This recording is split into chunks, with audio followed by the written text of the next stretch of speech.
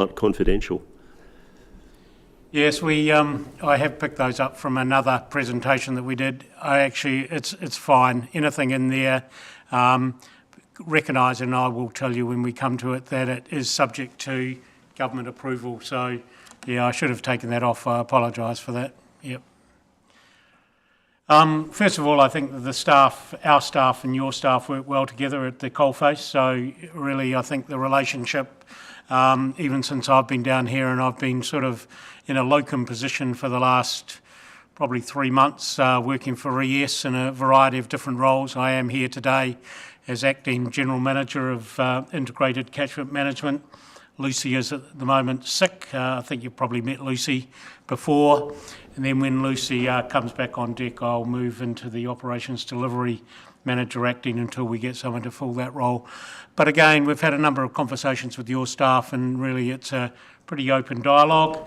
We recognise issues. We may not have solutions to all those issues, but we are working, I think, reasonably collaboratively to find them. Your ratepayers are our ratepayers.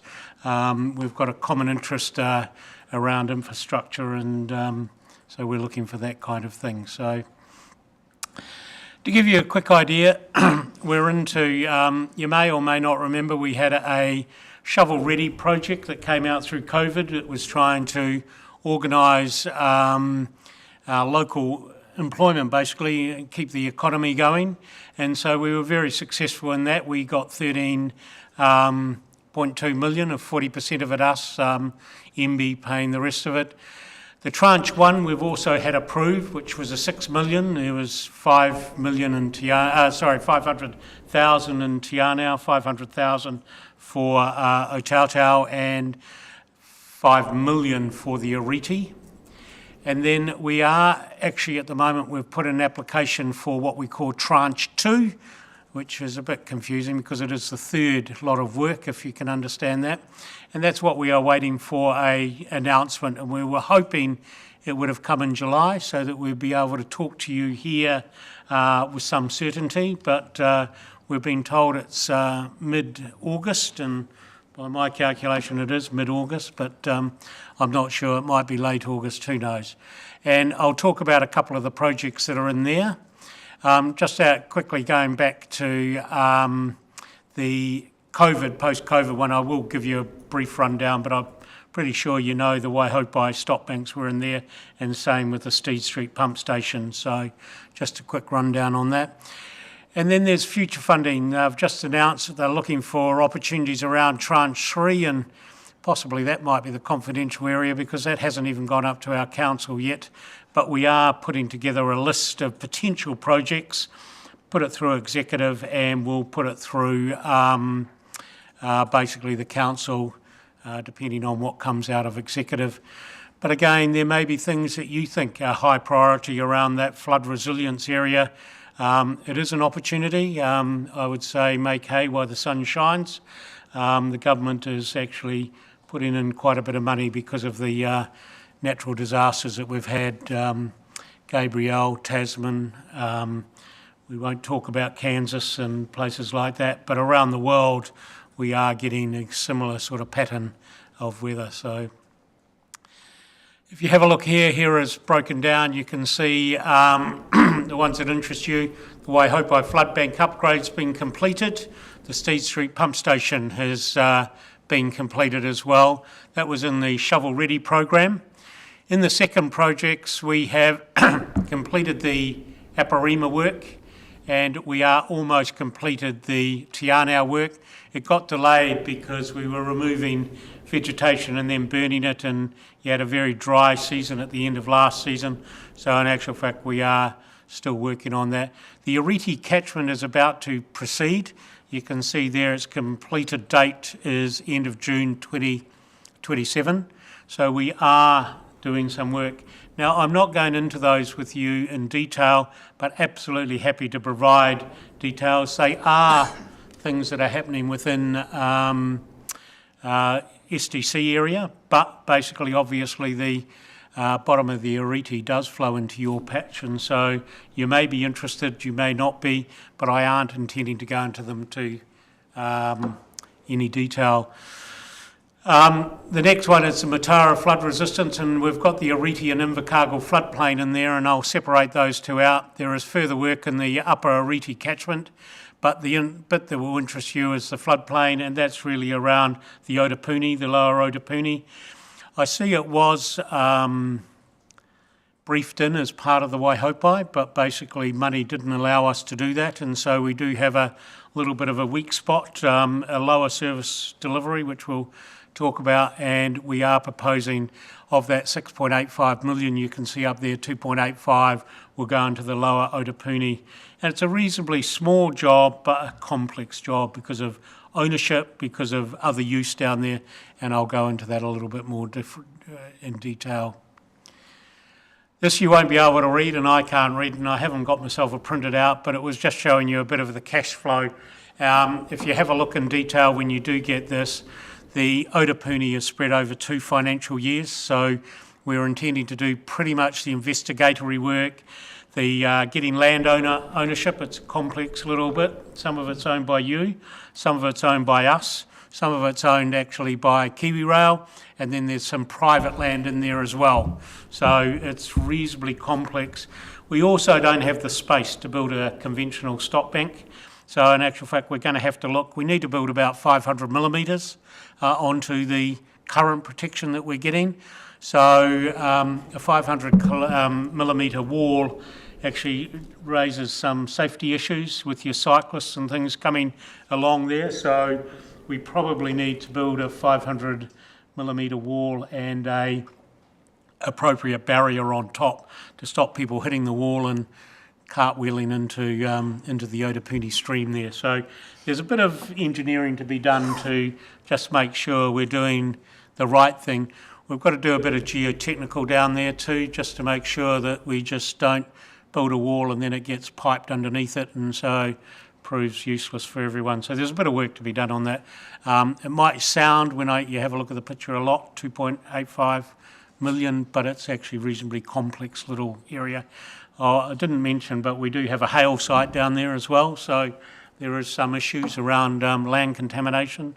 So yeah, it's got all those funny, interesting things that a project can have. We've done business cases, and again, absolutely happy to make those business cases. The Matara, because it's 18 million, is quite done in detail. The other one, we've done a simplified short form, but reflects the actual values and what some of the work that I'm going to show you today is based on those business cases. I think all of these projects you can, I think it's common sense the benefits that they will derive to our communities. It's all very similar. Community safety and resilience, obviously, pretty high up the priority list. Economic continuity is really important. Employment and economic uplift. We are going to put all of this work into packages so that local contractors can price it. So we don't necessarily get only the Tier 1 contractors. If I lumped it all together, I would only get Tier 1 contractors, but we want local resilience. We want local contractors that know our local network so that when we have an event, we can call on local people to come out and help us with our local issues. So financial leverage, basically, obviously, we're getting, as I said, let's make some hay while the sun shines. The government's offering us 60%, pretty good return for a start on work that we believe is essential to be done, and we'll talk a little bit about that shortly. Accelerated infrastructure delivery. We are trying to be part of the government's infrastructural pipeline of projects, and I suppose I've got to wear my engineering hat. I do support that. Basically, we are better to spread these projects out over 2 or 3 years, 5 years, so that the industry is prepared to invest in it because they know there's a pipeline of work coming down to do it. So we are feeding ourselves or our projects into that infrastructure pipeline that the government's putting out, which has got obviously roads, bridges, hospitals, rail, schools, everything else. But I think it's really important that we have flood infrastructure in there as well. Long-term resilience and cost avoidance. We believe that we are better, we can spend a little bit up front and will save us huge in recovery at the back end. So we are saying it's a stitch in time saves 9. but even with the stitch in time, we have problems. And please pull me up if I say stop banks, because we're not saying stop banks anymore. We are saying flood banks. Our banks will never stop everything. The world will throw at us something that's rather big, but I'm old school, I'm sorry, and I keep repeating stop banks, but I really do mean flood banks. I just thought I'd better correct myself there. The climate resilience projects, which the first rank off there, and again, the two big ones that you know in there are the Waihopai stop banks, which was a pretty successful project. I've just been signing that off with Kanara at the moment, and the Steed Street pump station, which comes out of maintenance within the next month or so. So we are looking at what we need to do to take that over and do it. Flood bank upgrade, and unfortunately it's quite hard to see at that sort of scale, but basically we've gone down both sides of the Waihopai from the rail bridge down. I think you're pretty aware of it. We've built on top of it the cycle trail on the true left bank, and again, a pretty successful joint project, I think, that's bringing two things together. If you do have a look at that picture when you do get it, you will see that it actually does show that we were meant to go up the Otapuni. One, we ran out of money under that project, and two, the cost of that piece of work was pretty significant, so we've put it into the next tranche of work that we're getting done. This one, and I'm not quite sure whether I can show you this clearly. This is actually the flood levels that are going to occur in the Waihopai under various scenarios. And, oops, does this work? Oh yes, we can get a pin. That red one there, a line along there, is actually the 1 in 100 year flood. And the green line is where we've built the stop bank up on the true left side of the river. So what we're doing and what we do is we give ourselves 600 millimetres of freeboard, and that's for slop, it's for all sorts of things. And that 1 in 100 year flood also incorporates a 1 in 20 year storm surge. So we've got a huge flood and we've got a huge storm surge as well. So I believe that's the level of service that we're providing, or those stop banks are providing, to the community of Invercargill at this point in time. What is worrying though, and really it's not going to be my problem, it's probably not going to be any of your problem, but it's certainly going to be our children's problem and our grandchildren's problem. To give you an idea, that yellow line across there is a 1 in 100 year flood in 100 years' time. And so most of that has been driven by sea level rise. You're going to get 1.2 metres of sea level rise, and we're talking about an area that is tidal. But you can see that potentially engineering solutions are possibly not going to be all the solutions we need.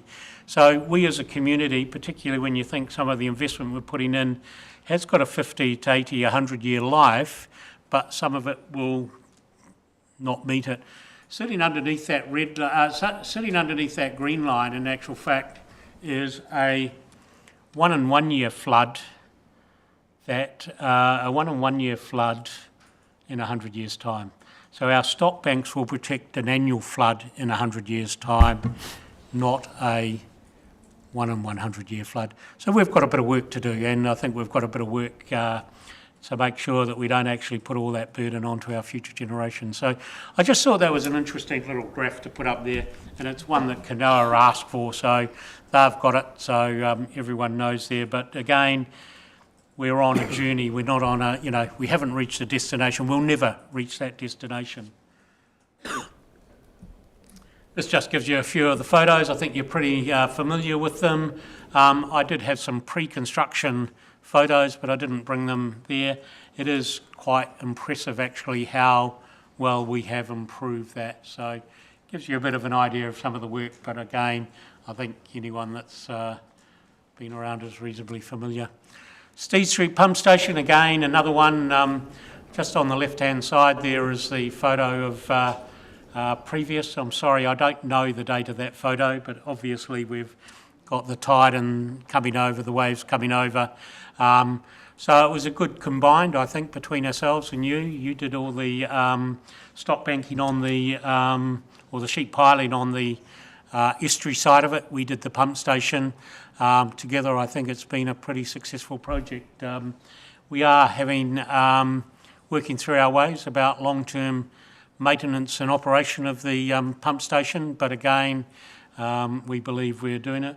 We have a few conditions in our resource consent around monitoring that are proving quite tricky to implement, but we again have got the right ecologists to work with us to work out how we are going to deliver them. So again, I think I presume that most of you would have been invited to the opening, if not attending the opening, so you probably know as much about the Steed Street pump station as I do. Again, one of the things, and again, have been used to my councillors as well as you, one of the things we are thinking that we might apply for in Kanoa 3 is standby generation. Basically, if you have a look, and just have a look probably of Napier, a lot of Napier went underwater because basically a lot of the substations went underwater. I don't know what the state of the substations are that serve Invercargill, but you get power out, suddenly your secondary infrastructure goes down. But this one might be important enough, and it's not actually prohibitively expensive to put a standby generator there permanently, because it is protecting a critical part of the infrastructure of Invercargill. And if we could get 60% from the central government, all the better. So that may be one of the projects that we put up as Kanoa 3. You seen those? The Oridi catchment and the Invercargill floodplain, I'm not actually going to talk about the Oridi catchment, but I will talk about the Invercargill floodplain. You could talk in there as Otapuni, it's exactly the same thing. And here gives you an area of the projects. We're only going 2.5 or 3 blocks basically, but we have got every complication you can think about. We've got our land, your land, we've got private land, we've got Kiwi Rail land, we've got hail sites, we've got not enough much room to build anything, we've got a reasonably high number of recreational users, walkers, dogs, bikes, all that sort of thing. So we don't want to build an obstacle that's going to do it. We've got a low bridge. I've got to work out how we're going to stop the water just coming up and popping down the road. And if you have a look further up the Otapuni, you may or may not know, but we built barriers on each one of the bridges so that the actual bridges couldn't be overtopped. Maybe a similar sort of solution is there. So we are looking at a level of service to match the Waihopa, which is 1 in 100. Going back to that graph that you saw with the 600 mil freeboard, my understanding is we've got to lift at about 500 mils or 500 mils. We are protecting a significant part of your industrial part of our economy, so it's an important part that we are protecting. Significant industrial part of, yeah, I noticed actually, and it might have been you, I noticed just when on my recent visit that someone's nicely planted up the sides of the Otapuni down there, and not quite sure whether we're going to be able to keep that or whether we're going to rip it out and rock protect it just for when the flow does come. We just don't want it all scouring out. So there's a bit of thinking to be done there, but we will come back to you and we will consult with the community on that, and I'll cover that shortly. Effects downstream, obviously, from the upgrade of the our stock banks. So basically it's probably the weak link. So if you have a look, the project cost 2.85 of that 1.7. I think if I can read those, comes from Kanoa, and 1.2, 1.14 comes from Environment Southern. Project's ready to proceed, but there are a number of things that we need to sort through. Land access requirements, known hail sites. Do we do any work in remediating that? How do we make sure that contractors is protected? Geotechnical, and I've covered that. Final design requirements to make sure that we don't get any piping underneath it. Recommend the project continues over a couple of years so that we can do all the prelim work and then get the solution right and go through it. No, I tell a lie, actually it's 3 years, not 2 years, as I see up there. Detailed preliminary design investigated, consenting in the second year, and then do the physical works. I think once we know what we're going to do, the physical works aren't going to be that necessarily great.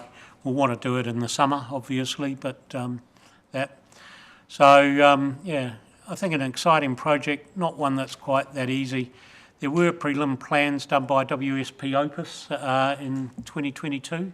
I presume you've got copies of those, but certainly we can give those if anyone's interested. As the projects progress, we are hoping, not sure whether this comes out, oh no, I didn't include it. We were hoping so we can proceed with that MB announcement sometime hopefully in August, September. It gets quite difficult the later they make it because of elections, but council's basically approved in principle, but they are wanting obviously to look at the terms. If it's a straight grant, I don't think they've got any problem. I'm not sure it will be a straight grant. It'll probably come in the terms similar to tranche 1 of a suspensory loan. But the suspensory loans that we've had in the past, the conditions on them are reasonable, and so, but again, council wants to obviously look at that before they make a final decision. It's a significant decision, and the closer we get to election, the harder it becomes. Then, yeah, comms and engagement. We haven't really gone out to the public on any of these at this stage just because we don't have certainty on it, and that really is the issue. So I think people know they're in the pipeline, but I don't want to go out and say it'll definitely happen until we get sign up of our major partner, which is central government. And then actually, yeah, some of it will be spread out over the next 5 years, basically. Matara being the longest one, which will be a 5-year for an $80 million project. Communication engagement. This is the first round. We are talking to yourselves. We're talking to SDC. We've still got to make a date to talk to GDC. I think this is stemmed from the Mayoral Forum, a request to come and talk about those. So this is the first round. We are talking to Runanga. We have been talking to some of the fish and game, dock, people that have got, stakeholders that have got a slightly higher interest, so at least they know that it's coming down the pipeline. Again, project delivery approach, pretty straightforward. In-house or a mixture of in-house and consultant, project management office and delivery. We've set up a reasonably robust project working group, program working group, and above that there's a program governance group, which is staff internally, and then that reports up through to council. So really part of it is making sure that we meet any conditions of our funding agreement. Procurement approach, pretty straightforward. Council's got an environment procurement policy we'll be doing in there. Some parts of it, like we say, we probably will cut it into smaller parts than what would normally happen with projects like this, just so that we can ensure that we get engagement with local contractors. At least they get the opportunity to price. So we're working through our way. We also don't want procurement necessarily to hold the whole process up in a big way. We get windows of opportunities around summer, and we want to make sure we do it. So I'm going to just cover quickly. That's probably the Kanoa project. I don't know, would you like to ask, is there any questions on that? We can still ask questions at the end of it before maybe I move on to a slightly different situation, which is around gravel and the maintenance of your structures. So, any questions for David on the presentation so far? Yes, Councillor Pottinger. Thanks, Chair. Look, you talk about the 1 in 100 year events. Now, AF8 is the probability of that is less than 1 in 100 according to GeoNet. It's 75% chance in 50 years. So, what modelling have you done, or is it necessary to do modelling on the effects of AF8 with all the systems we have in place for flood protection, both estuarine, sea, river, whatever? So is that something that's come across your radar? As far as I know, not specifically AF8, but basically the design has been built into an earthquake standard, and certainly after a MM5, I think we have a regime where we go and inspect all our infrastructure, and we are putting that a checklist in of where the highestly critical, we've got 585 kilometres of stop bank, and I don't have enough staff to inspect that all immediately. Sorry? Flood bank, Flood banks, yes. Yeah, Sorry, what did I say? stock banks. Yeah, flood banks, sorry, yes. Flood banks, but we have a criticality, and again, I haven't brought a slider there, but I can show you. We have a criticality depending on what they protect. And so we have prioritised the inspections on where we consider the bit most critical. One of the things that the Ariti project and the Matara projects will do is building up resilience into those, so that if there is an issue, that basically it's a controlled failure as opposed to a instant failure. However, if I've got a fault that runs right through them, that fault moves, there's nothing I can do about that.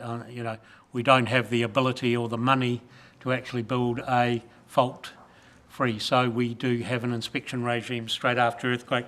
Again, have AF8 and you've got a major flood on, the probability becomes less and less, but we've certainly got a regime. And one of the first things we will inspect, and I'll cover it shortly, is your dams.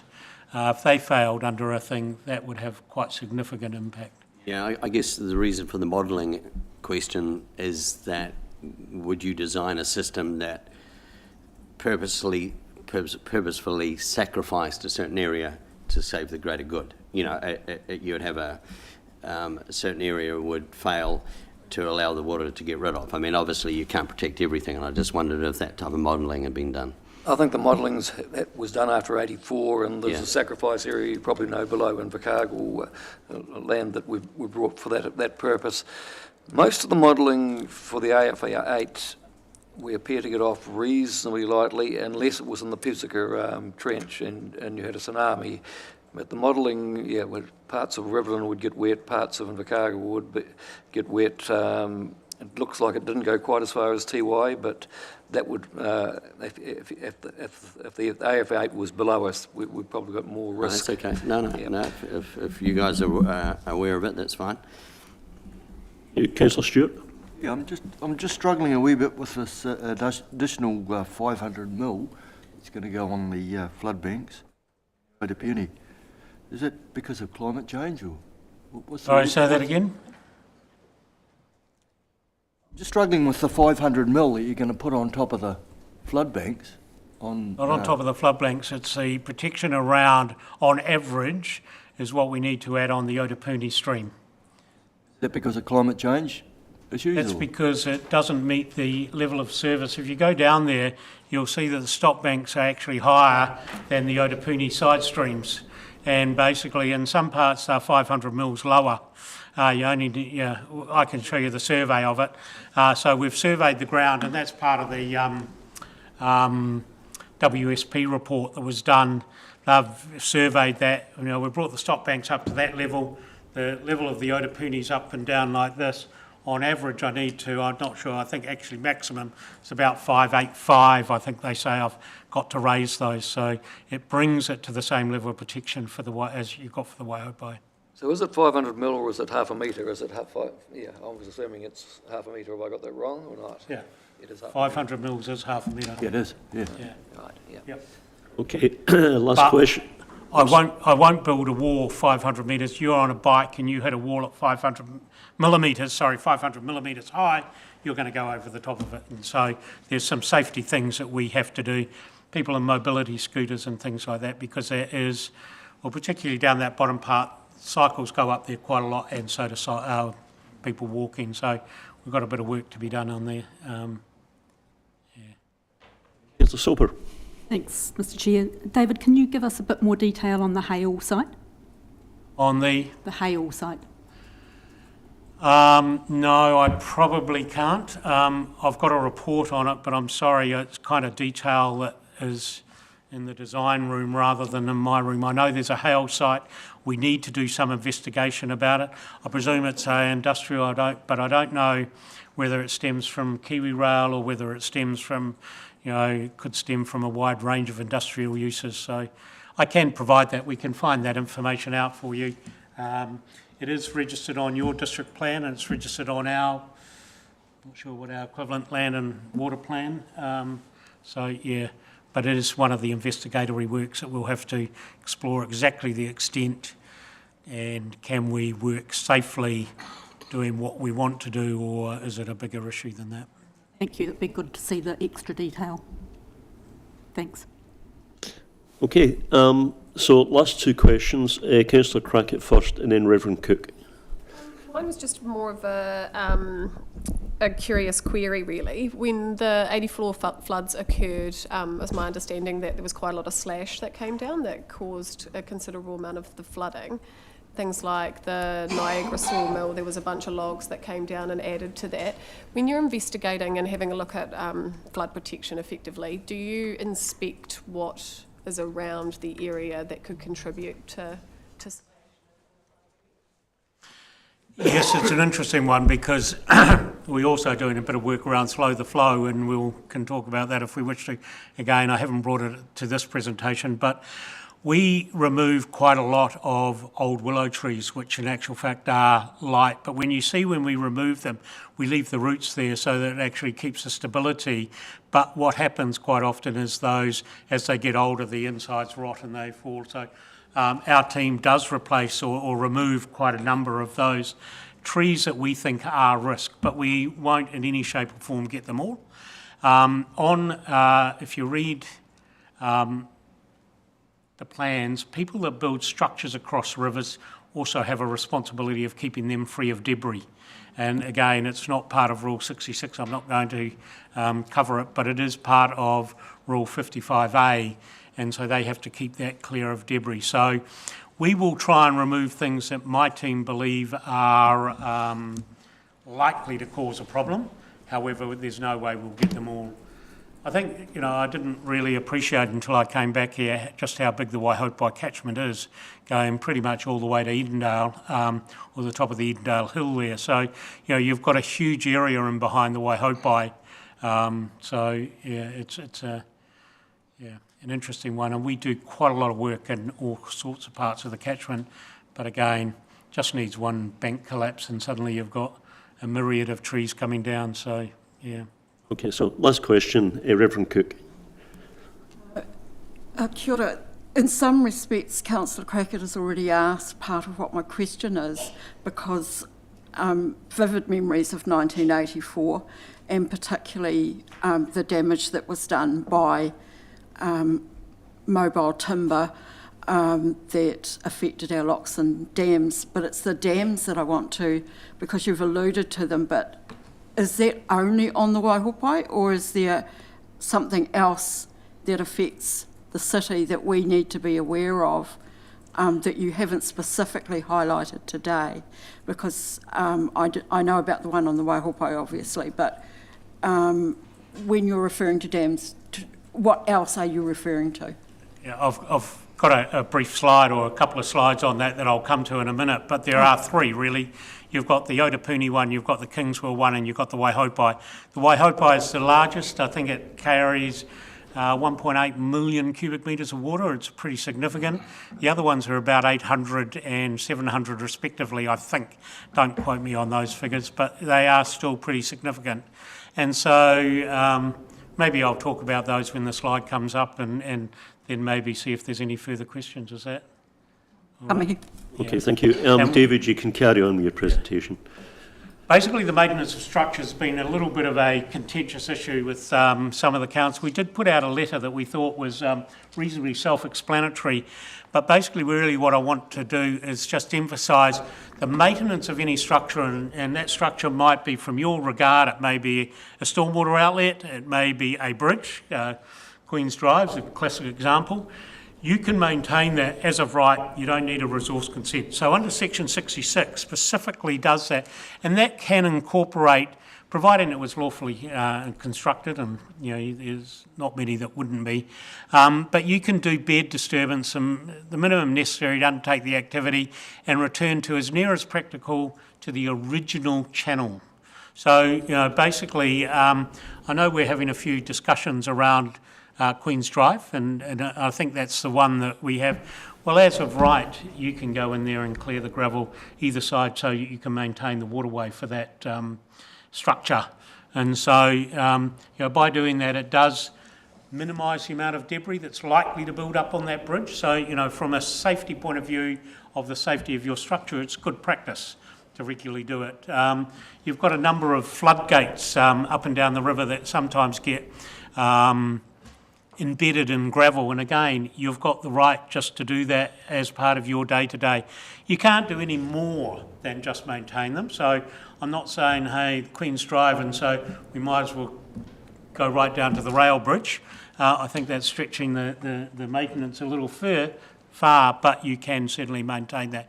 So I just want to make sure that we've stressed it up to your staff, so there are opportunities, and there are opportunities for us to work together, but you do have a right that we don't even have around your structures, and so I think it's really important that your organisation knows that, and probably more from an SDC's point of view, because they've got about 910, I think, last count, bridges that go across our network.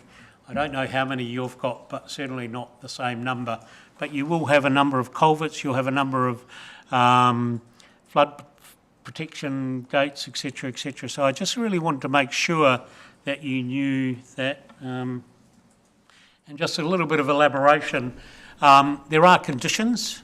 The structure must be lawfully established. Well, I don't actually know of any that aren't. The bare disturbance must be the minimum necessary to underdo the function. So I'm saying you can't go, kilometres upstream and kilometres downstream. It's got to be what you need to do to maintain that. But you are able to restore as near as practicable to the original channel shape, area, depth or gradient. And I think that's really important. And if you have a look, I think most of your bridges you will find, if you look at the design drawings, they will have the original channel in there. And so it's a very easy thing for you to say, that was down there or whatever. Most of you will also, when they built those bridges, have photos of them. We're pretty proud when we build a thing like a major bridge, and so somewhere in your archives I would imagine you would find photos of them, so very easy. Fish passage and habitat, bird nesting areas, water quality and riverbank integrity must be protected. So basically you can't go hell for leather, you've just got to actually put good environmental practice doing that work, but that's straightforward. Fuel handling, pest spread, contamination discharge must also be appropriately managed, i.e. if you're putting a digger in there, we don't want the digger obviously to spill oil or diesel or whatever going through there. No work can occur within 100 metres of a natural inland wetland without confirming compliance.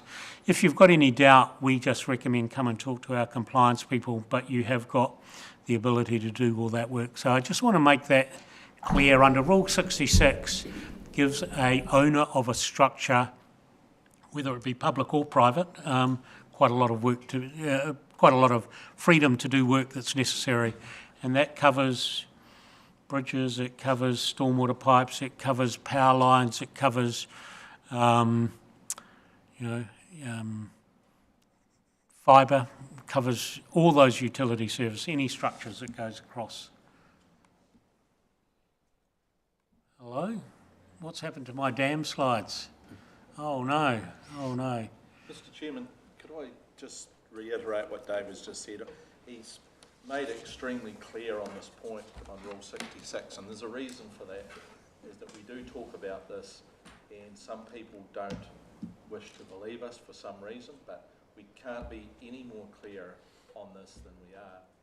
And perhaps the reason, I don't know, I'm just surmising, that there would be a significant cost to clearing structures throughout the region, and I don't know if some people would think it would be our responsibility as Environment Southland, but I just want to highlight how clear David's been on this specific issue.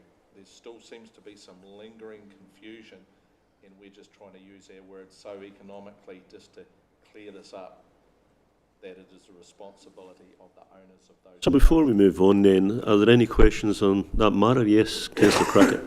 Quick one. And the last point there about the 100 metres within a wetland. So that would discount the Waihopai Bridge where it connects to Queen's Drive, because at the end of it, where the dam is, that there's a natural wetland beside it. Is that right? I think you'd find that's far more than 100 metres upstream there. Yeah. I don't think there's anything that I can think of. I'm not sure there's the bush on Queen's Drive, whether that's classified as a wetland or not, I'm not quite sure. But again, it's just provision. They would actually look at it and say, well, there's a stop bank between that wetland and here, and so there would be no impediment to you doing that work. Yeah. So, David, could you just move on? I'm just opening up my presentation and seeing why I haven't got any dams. Damn the dams. Look, yeah, just on that gravel issue, and if you've been reading the paper, there has been a bit of controversy in some areas. But in the past, what has tended to happen is various parties said, I can only go so many metres each side of the bridge. So what actually happens, you sort of put a hole, and next fresh it fills it up. So if you go back to the original height, logically, some of them are going to be different, but you actually want a gradient that goes right through, and that hopefully will allow gravel to actually continue through the system rather than what's happened in the past. So we've got some people saying, oh, tell us how far it is. Well, it will depend. It depends on the gradient, depend on the depth, and our guys will be more than happy to actually work with any of the territorials to get that happening. And the other part of it is actually, if you've got a use for the gravel, it's quite a cheap operation. If there's no use for it, it becomes a liability. So there needs to be a join up, I guess, with roading programs, particularly in Southern District, rather than digging it out of the paddock. If we know there's gravel that's got to be taken out, great to be able to utilise it in our roading networks, etc. So it's probably a smaller issue for ICC than the other councils, but it is, as far as I'm concerned, it's a very good step forward to have that permitted activity, and it's a science-based thing basically. You want things to move through gradually, done properly. They mightn't have to come back for 20 years unless you get a major flood. So it is a good initiative. I think, to our knowledge, we haven't been tested or asked by the district council, have we, about any extension beyond the 15 metres? Do you know of? If you have a look at the guidelines, there are some areas where we are saying if you got an engineer's approval, an engineer saying that you needed to, you don't want to dig a hole and then the first fresh that comes down, it fills up again. So there is an ability to bring it up to, as that slide said, around gradient to a natural, where the river would have sat normally, because basically you need some robustness, long-term survival. So I apologise. Look, I did some dam slides, but I must not have saved them or whatever, so I'm going to talk briefly to them. You've got 3 major dams, and under the Building Act, dams have now had to get a PIC, which is a potential impact certificate. And under this, it gets a rating, and your 3 dams all go to high, which means that that's the highest rating that we've got. When you say high, do you mean high risk or? Sorry, high risk, yes. High risk. If they burst, they will impact on residential and industrial areas. The velocities would be such that they could damage those buildings. And so basically from there, you have to make and I might not have the initials right, but DCAP, a dam condition assessment plan. And we have developed those for every one of our dams. There's another one that we own at Winton, which is exactly the same. We do own 2 little ones up in Tianau, but they actually come out as a low because basically they're in a rural scenario. The Winton one comes into a rural scenario, but it's of such a size that it impacts enough that it's got a high rating. So we have developed assessment plans, which talks about regular inspections of them, faults to look at, checklists. It's all been done by a geotechnical engineer. I must admit I've been very pleased because the practice that we've had in place prior to this coming as part of the Building Act have been pretty robust, and what most of the plans that we're putting together reflect what we've been doing anyway. So it gives me some assurance that I think we've got very good integrity on our dams, but we have trigger points, and earthquakes is one of them, and we had an argument whether it should be a local MM4 or an MM5 that triggers an inspection. If you have a look at all of our dams, they are, we've got points across the tops of them, and they're surveyed, and a major inspection happens if they move more than 3 millimetres. We have a think most of them are in rural areas which are grazed, and whatever 3 millimetres is a very little tolerance. So I just wanted to really emphasise you have got 3 dams sitting in, doing a very good job in protecting, again, the Invercargill community, but I want to give you assurance that ES has also got procedures in place that will ensure the integrity. They're regularly inspected, they're inspected by engineers on a regular basis, they're inspected after you have any major flood event or any major rain event or any major earthquake. So that's I'm not sure whether you knew that or didn't know that. I just thought it was a piece of information that might help you understand the integrity of it. Yeah. David, can I just say, so there are 3 piped dams to stop the surge, is that correct? Just the specification of those? Yeah, correct. They've got a flow that comes out regularly, so the normal, there's no water in there 90% of the time, or maybe 99% of the time. It only when it exceeds the outlet. And if you go up to the Waihopai, actually you can walk through the outlet culvert. It's a pretty massive thing. It's got some great graffiti in it, if you're a graffiti artist. But basically you'll see all the pipes are numbered. I think the Winton one's got a 900 pipe. That's a little bit tricky because there's about 35 pipes in there. It's quite a long dam, but it's got a more restrictive. So each one of them has got an outlet. Some of them have got overflows. One of the things, again, we're going to put up at the Kanoa one. If you look at the Waihopai, and it's never, since it's been built, it's never actually spilt, but the spillway spills into the floodway. So if you've got the floodway already pumping, you've got a major storm, suddenly all the flow goes down the floodway. There is a plan, again, put up by WSP in 2022 to actually look at building the spillway so it went into extra storage rather than going back, and then it got slowly brought back into the Waihopai as the Waihopai drops.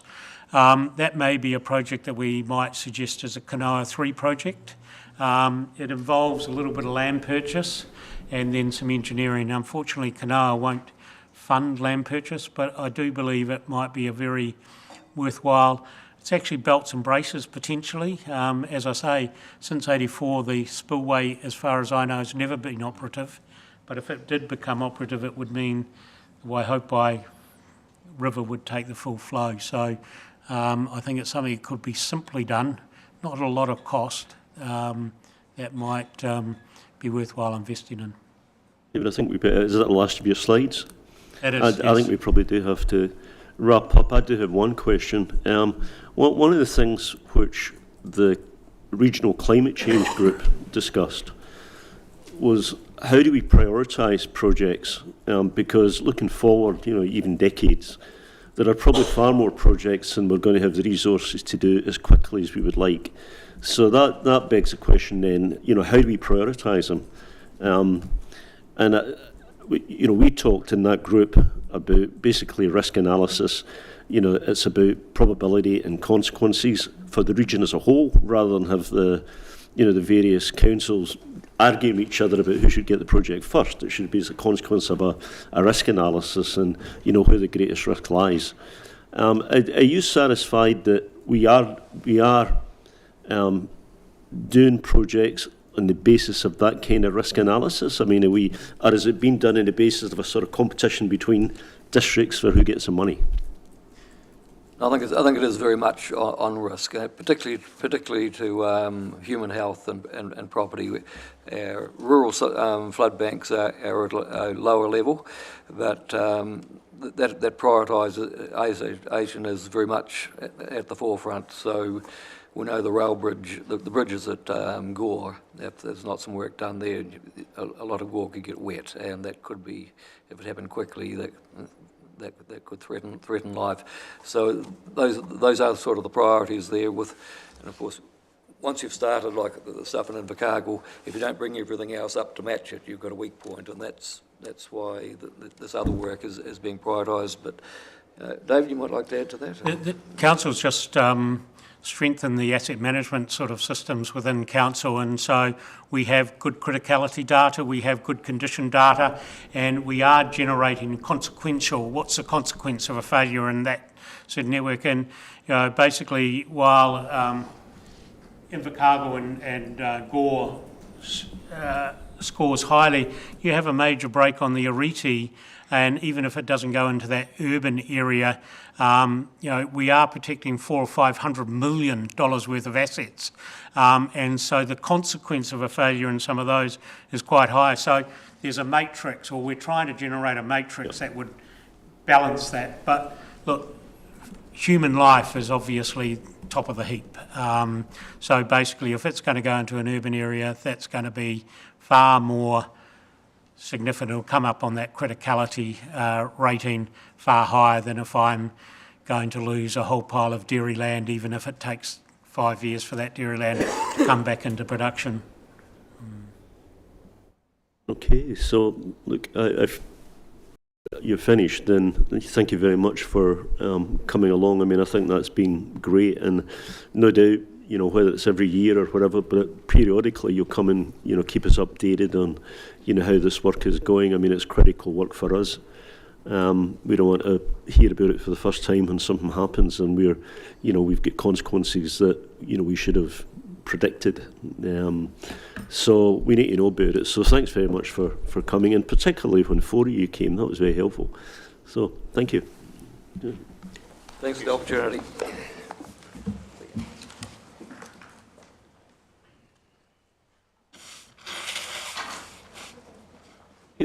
So we have one laid item on the agenda, which is the Tuanua Museum of Southland third-party funding, which will be held in public excluded, but it is a laid item, so we need to determine to hear that. Thank you, Councillor, and thank you, Reverend. Seconded. All those in favour say aye. Aye. Aye. Against? Carried. Thank you. So turning then to the minutes of the Wellbeing and Regulatory Committee on the 22nd of July. Will somebody move those? Thank you, Barry, and seconded by Reverend Cook. Any? Sorry. A point on Right. page 3 of 13, and not that I normally mention spelling, but kappa is quite different to papa, so it should be P-A-P-A. Papakainga. Okay, thank you. But I will second it. Okay, so that'll be corrected. So we've got a mover. Are you second? You are seconding. Second it. Thank you. All those in favour say aye. Aye. Against? Carried. We have the minutes of the Community Wellbeing Fund Subcommittee meeting. Trish, are you moving that? Thank you. And seconded by Councillor Broad. Any discussion? All those in favour say aye. Aye. Against? Carried. We have the minutes of the District Licensing Committee. Those pro forma. Okay. And okay, so we've moved it in a seconded pro forma. Any discussion? All those in favour say aye. Aye. Against? Carried. That brings us to the General Policies Reserve Management Plan Non-Comprehensive Review paper.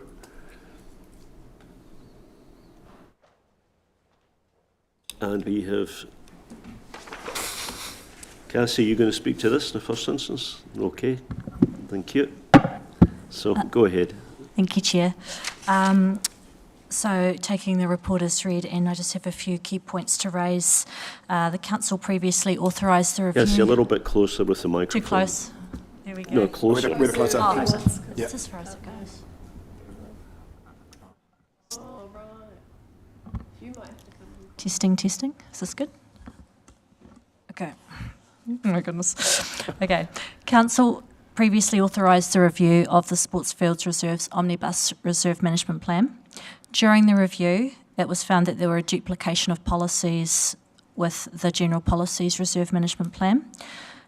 Combining these policies is the proposal that came through from the consultants when they undertook the review, and this is not considered a comprehensive review and no consultation is required. So any questions of Cassie? Thank you. So basically this is a streamlining, isn't it, of the paperwork? Administration, yeah. Okay, well I don't see any questions, so will someone, well let's see what we're asked to. We're asked to support or do not support, so will someone move that we support? Happy to support, happy to move 1 and 2 and 3 as support. Second. And 4, did you say? Where's 4? 3 is support. 3 is support. Oh, I see. Yeah. Okay. I'm happy to second, Mr Chair. Okay, thank you. So did you just second that there, Ria? Thank you. Any further discussion? All those in favour say aye. Aye. Against? Carried. Thank you.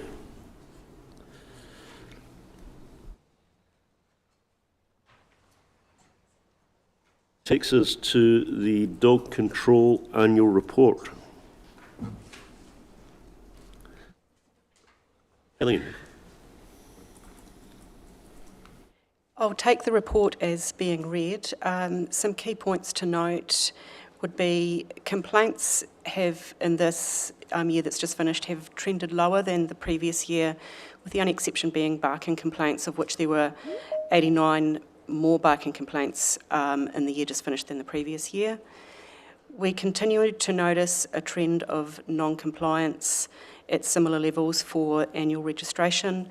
We finished this year with a unregistered known dog population of 6.8%. The number of disqualified owners over the year has reduced from the previous year, and this is simply because there have been a number of disqualified owners who have reached the end of their disqualification period. We've also noticed over this period that while we have found an increasing trend of positive interactions amongst the community, that we've also continued to see the trend of a continuing trend of aggression and abuse towards staff. And while we note that the vast majority of dog owners are responsible dog owners, we have very little dealing with them except when they pay their annual registration each year. There is a part of the community that is non-compliant for various reasons around non-registration, wandering, rushing, attacks, etc. And there's a trend towards aggression and abuse with the staff. And I'm happy to answer any further questions. Ellen, I'll ask one before I take Trish next. It's always a little bit distressing to see dogs being euthanised, and I think we have 35 this year. Are you satisfied that we do everything that we possibly can to avoid that? Or is there more we could be doing and are not doing? Dogs are euthanised generally for 2 reasons. One is medical and the other is because they haven't passed an assessment test to be rehomed once they have become council's responsibility. So when a dog's impounded, it becomes council's responsibility if it hasn't been claimed after 7 days. At that point, we do rehoming assessments. And the reason a dog would fail an assessment for rehoming is because of behavioural issues that would be focused around aggression towards people or other animals. So there's very little that we can do in this area and very little that we're resourced to do in this area. So you're satisfied that we do all that we can? Yes. Thank you. Trish? My concern really is for the staff and the aggression that you face, obviously. What practices or things have you been able to put in place to counter that? For a number of years now, we have staff working in pairs. They never go out by themselves. So there's always 2 staff on any job. They will call for backup from the other staff if required. We have raised services that staff are able to use if they wish to confidentially talk to somebody about their wellbeing. We have a number of, we have PPE that is used and it health and safety procedures. Yeah. Question, please, Chair. So are these particular ones that are aggressive towards the staff, are they documented and you note, so that when you go out to them, you'll be sort of prepared for them? Yes, we have various procedures in place. So they're all reported as an incident through the health and safety system, and then we have other measures in place for knowing when we'll have properties where we wouldn't necessarily go there by default. There's a number of issues that's sitting in the background that we would consider. Thank you. Councillor Ponga. Thank you, Chair. The barking dogs, obviously a major concern. What is the process for sorting this out once a member of the public has complained? Because I'm getting calls from people who continuously complain, follow up and complain, and the dog is still barking, 6, 7 months, a year later. So the first step is we contact the owner to discuss the concerns with them. Often the owner isn't aware that there is a situation, and in a lot of situations we're able to resolve it with the owner by providing some education and support for them to understand what the issue is. Often it's because they might be away at work during the day and they don't understand that there's an issue. So we're able to sort it out quite easily with the owner. We do need some time to do that, and the owner does need some time to put in place any of the recommendations or to ensure that they've dealt with the barking. After that, if it is still an issue and the complainants come back to us, we recommend a bark log whereby they are noting down the time, the length of the barking, the type of barking, if there's any triggers. And our staff will use that bark log, which is usually taken over a 2-week period, to identify any trends, and then again it's working with the owners to resolve the issues. As I asked in my question, this obviously is not happening because the dog in concern, because it's in my neighbourhood, the owners go to work, the dog keeps barking, there's no issue to the owner, it's obviously quiet when the owner arrives home at 5:30. My next door neighbour's given bark logs, but this dog's still barking. So I'm just wondering if there is an end process when the owner totally ignores and doesn't care. There are options under the Act that I'm not familiar enough with to talk to that we can look into, but again, we're reliant on the complainants following up with us and letting us know that those issues are still ongoing. If they don't follow up with us, then we're not necessarily aware that there's any issue. I've just said they have followed up, but nothing is still happening. That's the complaints I'm getting, and bark logs, they've done bark logs. I'm just wondering what the end process is, but obviously you just keep on filling in bark logs. I'd have to look at the specific issue and see what the history of it was. Okay, no, that's fine. I mean, it's an opportunity to ask you, so Yep. I thought I would. Thank you. So I think Jonathan wants to comment on it. So through yourself, Chair, it sounds as though we're moving towards discussing a specific complaint. We would encourage anybody who had a specific complaint to contact us directly for further action to be taken. Oh, I realise it's a specific complaint, but it was an example of procedure. What happens when all fails, as far as... So I don't know that you've actually had an answer to that, have you really? So the question was, what happens when all fails? What's the last step in the process? The dog keeps barking. There has been a complaint. We intercede, but the dog keeps barking. What is actually the end point? So there are steps under the Act. I'm just not familiar enough with what those steps are to be able to talk to it now. So I think given the fact that they are increasing and given the sort of circumstance that Councillor Pottinger is pointing out, it would be well worth just thinking about that, where do we go next with this? Okay, thanks. I have Councillor Arnold first. Thanks, Chair. Just a couple of quick questions around the euthanisation thing again, because it's sort of a bit of a sore point with the public. Has there been an increase over the last few years? I didn't actually look back. I think we used to do quite... That's my first question. So what I'm wondering, are we... Because I noticed you rehome only 2/3 of the amount of total dogs, and 2/3, 10 more are euthanised than are rehomed. So I'm just wondering, are you working with other agencies that do rehoming, or is it just purely done in-house?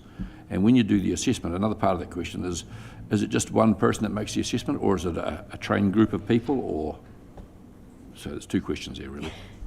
So we have a number of agencies that we work with throughout the Lower South Island right up to Christchurch to rehome dogs. And we do a small number directly from the ACF.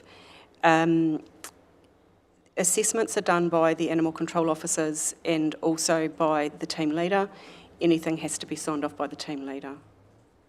And those agencies, do you use local agencies like Forever Homes, those types of groups that are in the community here that do the same thing as what you are doing? The main agencies we use are out of Dunedin, Central Otago, Oamaru. The reason why you don't use those local agencies? So the only real local agency is Forever Homes. We have in the last 12 months... And the SPCA. And the SPCA. Yeah. We do work with SPCA when we get the opportunity, but again, it's their ability to be able to take those dogs on if they have the space. Forever Homes is the same? And Forever Homes is the same, yeah. So if they would take more dogs, you would happily give them more dogs? It's with all the agencies, really. It's if they've got the space to take them at the time. And say, hey, look, we've got space for 10, another 10, you'll do it? We proactively let the agencies know when we've got dogs available for rehoming, and they come back to us when they've got the space. Yeah. Okay, thank you. Councillor Broad. Thanks, Chair. Thanks for such a detailed report. I just wondered, I guess I can make presumptions, but are we gathering any information or able to gather any information around why the non-compliance is trending upwards? That might be able to help us with that. Would that be with non-registration specifically? Yeah, just a trend of non. How do we mitigate that if possible? Do we have any information around the why? The why. It generally tends to be, anecdotal evidence would suggest that financial hardship can be an issue for some people, and we have reduced our penalty. Okay, yeah. In regards to that. It had been 50% when we applied the penalty for non-registration last year, and this year we've reduced that to 25%. That has made it a whole lot easier for people, but generally hardship or just no inclination to register dog. This is the known dog population as well. There's also an unknown dog population of unregistered dogs that we don't know about. Okay. I've got 3 questions remaining. Alex, then Panya, then Trish, and we'll close off at that. Thanks. Sorry. My question's been answered, thank you. Okay. Panya? I just actually wanted to share a bit of an example around, I think what you are doing is really good. Literally a complaint has been made about my dog. We had people that came and visited, talked to us, really good about it. Our dog only barks when someone enters our gate. So that's cameras. But they listened. We could show camera coverage. The interesting thing is we come from a street of lots of dogs that bark. So I'm just trying to put it out there that it's really difficult, and I just, the job you're doing is really challenging. So, just want to say, thank you for, Thank you. You, Trish. I'd just like to draw the committee's attention to the piece about hearings on page 39 of the report. I was part of that committee last year. That was a direct result of someone being disqualified for a barking dog, and then they brought it back, appealed the decision, and that the process went to that point and was effective.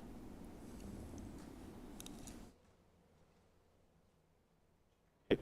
So We are asked to receive the report and to adopt the report. Will somebody happy to move both of those at the same time? Thank you, Councillor Cook, and seconded by Councillor Soper. Any other discussion? All those in favour say aye.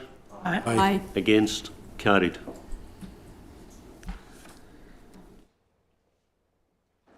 Good. So we move then to tab 10.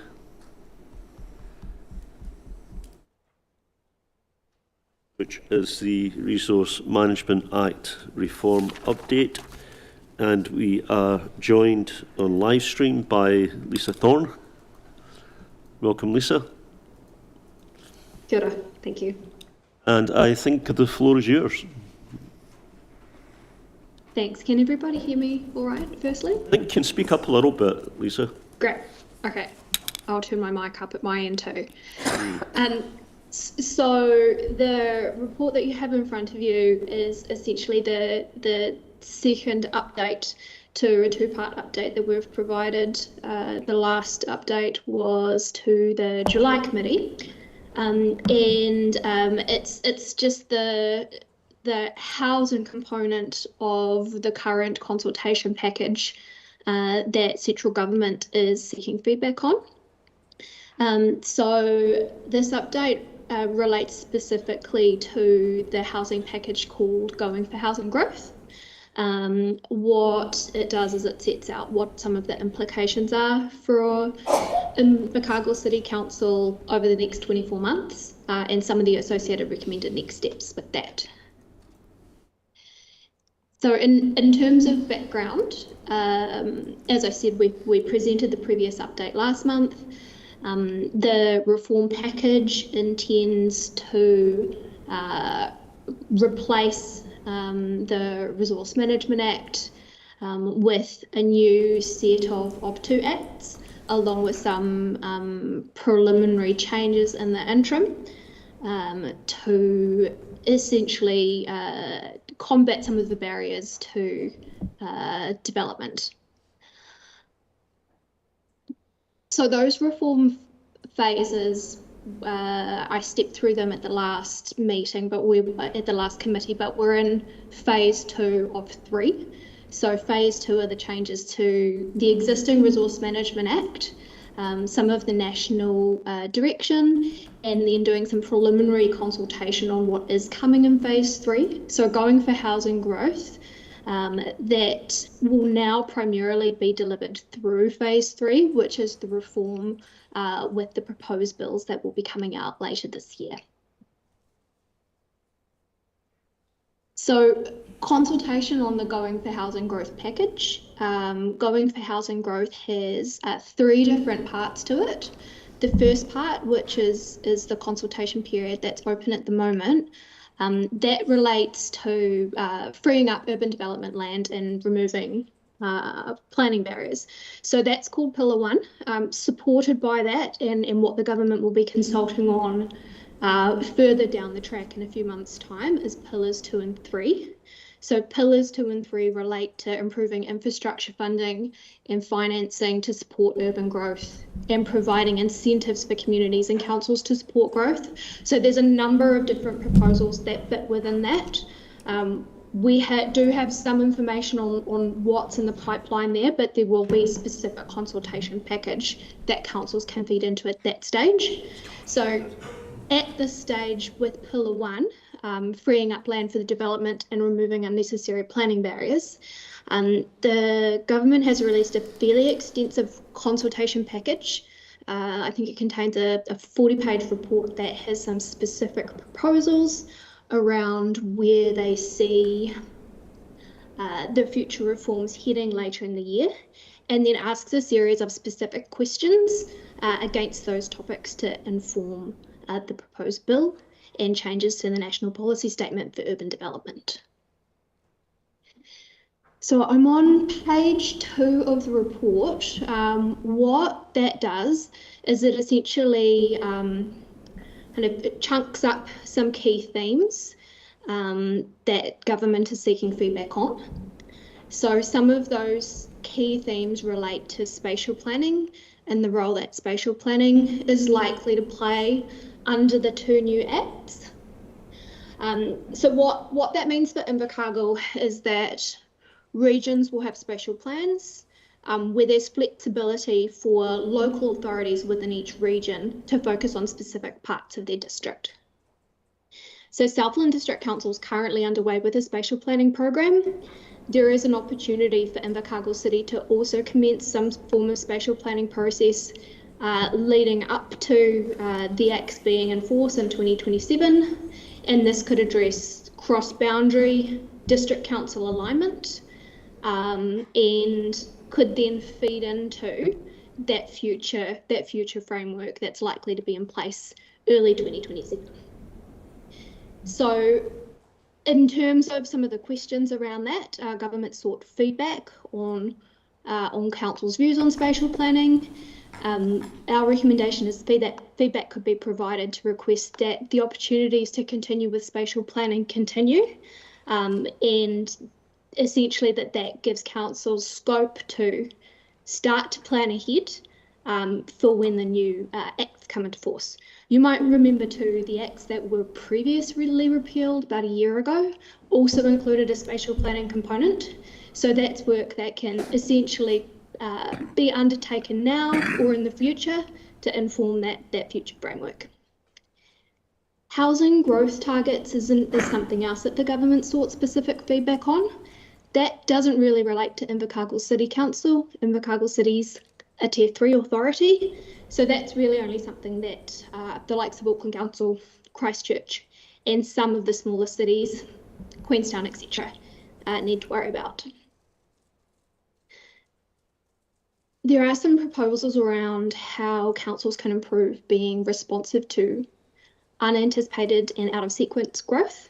So these are things like a private plan change request that might come in to rezone rural area to greenfield. So feedback here could encourage development of tools to adapt better to out-of-sequence proposals, and I think this is something that we'll see through pillars 2 and 3.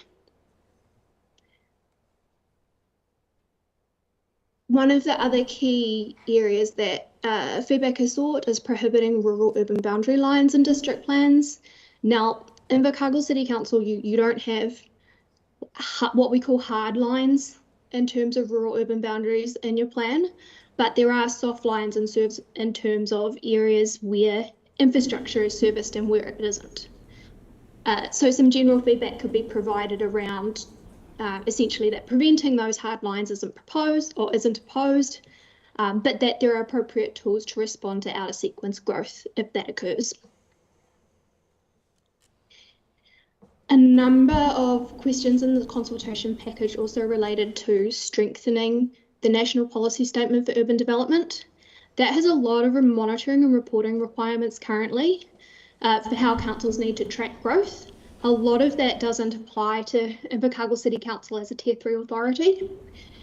So we don't really recommend providing any specific feedback here because it's unlikely to affect ICC. Some of the other quite significant changes that are signalled too for the future reform relate to enabling a greater mix of land uses within what we currently know as district plan zones, and removing some of the planning controls and barriers around how effects are assessed. So there's some key questions that the government have asked around that. Recommendation there is it's probably best to wait to see what the detail of the bill actually says. The government has already signalled a clear intention to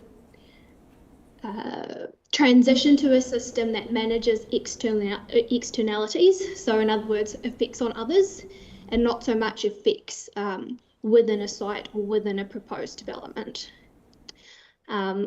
Once we reach November, December, we're likely to have the bill and we'll then be better placed to provide some specific feedback at that time.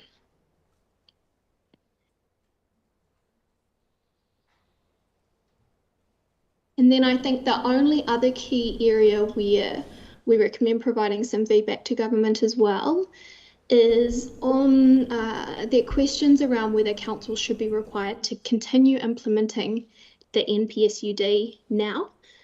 So that's a national policy statement for urban development, or whether any work under the NPSUD should be halted until the future reforms are in place. So this relates specifically to the next part of the report, which is plan stop proposals. But what it practically means is, should there be a requirement on council to implement plan changes to provide for housing sufficiency within districts to promote housing growth, or should that work be halted till 2027? And it's our recommendation that feedback be provided that enables that work to continue. Are there any specific questions on that part of the report before I jump into plan stop? Okay, well, Councillor Pottinger. I've actually got three questions, but the first one is land use capability. Now, you've obviously talked about removing the boundaries for urban expansion. I believe that LUC3 is being dropped, but what about 1 and 2? If LUC2 borders current urban, what's happening there? Yeah, so you're correct. LUC3 is proposed to be dropped. That change hasn't been made yet, but we should see that in the changes that's proposed in the current bill. So November, December, those changes should be implemented. In terms of LUC2, what it would mean is that there wouldn't be any change to what is in the national policy statement around LUC 1 and 2 yet, but that there could be change in the future under the new acts. So this consultation package is just about informing what they're going to put into the bill that's released later in the year, not the work that they're already doing to the national policy statement that's underway.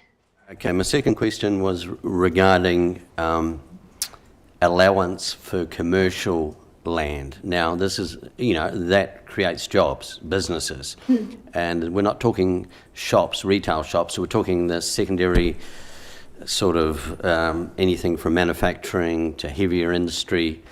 What is the government putting pressure on councils to make sure that, as well as the urban allowance, they're actually allowing for this? And because sometimes you get hamstrung, you can't go anywhere.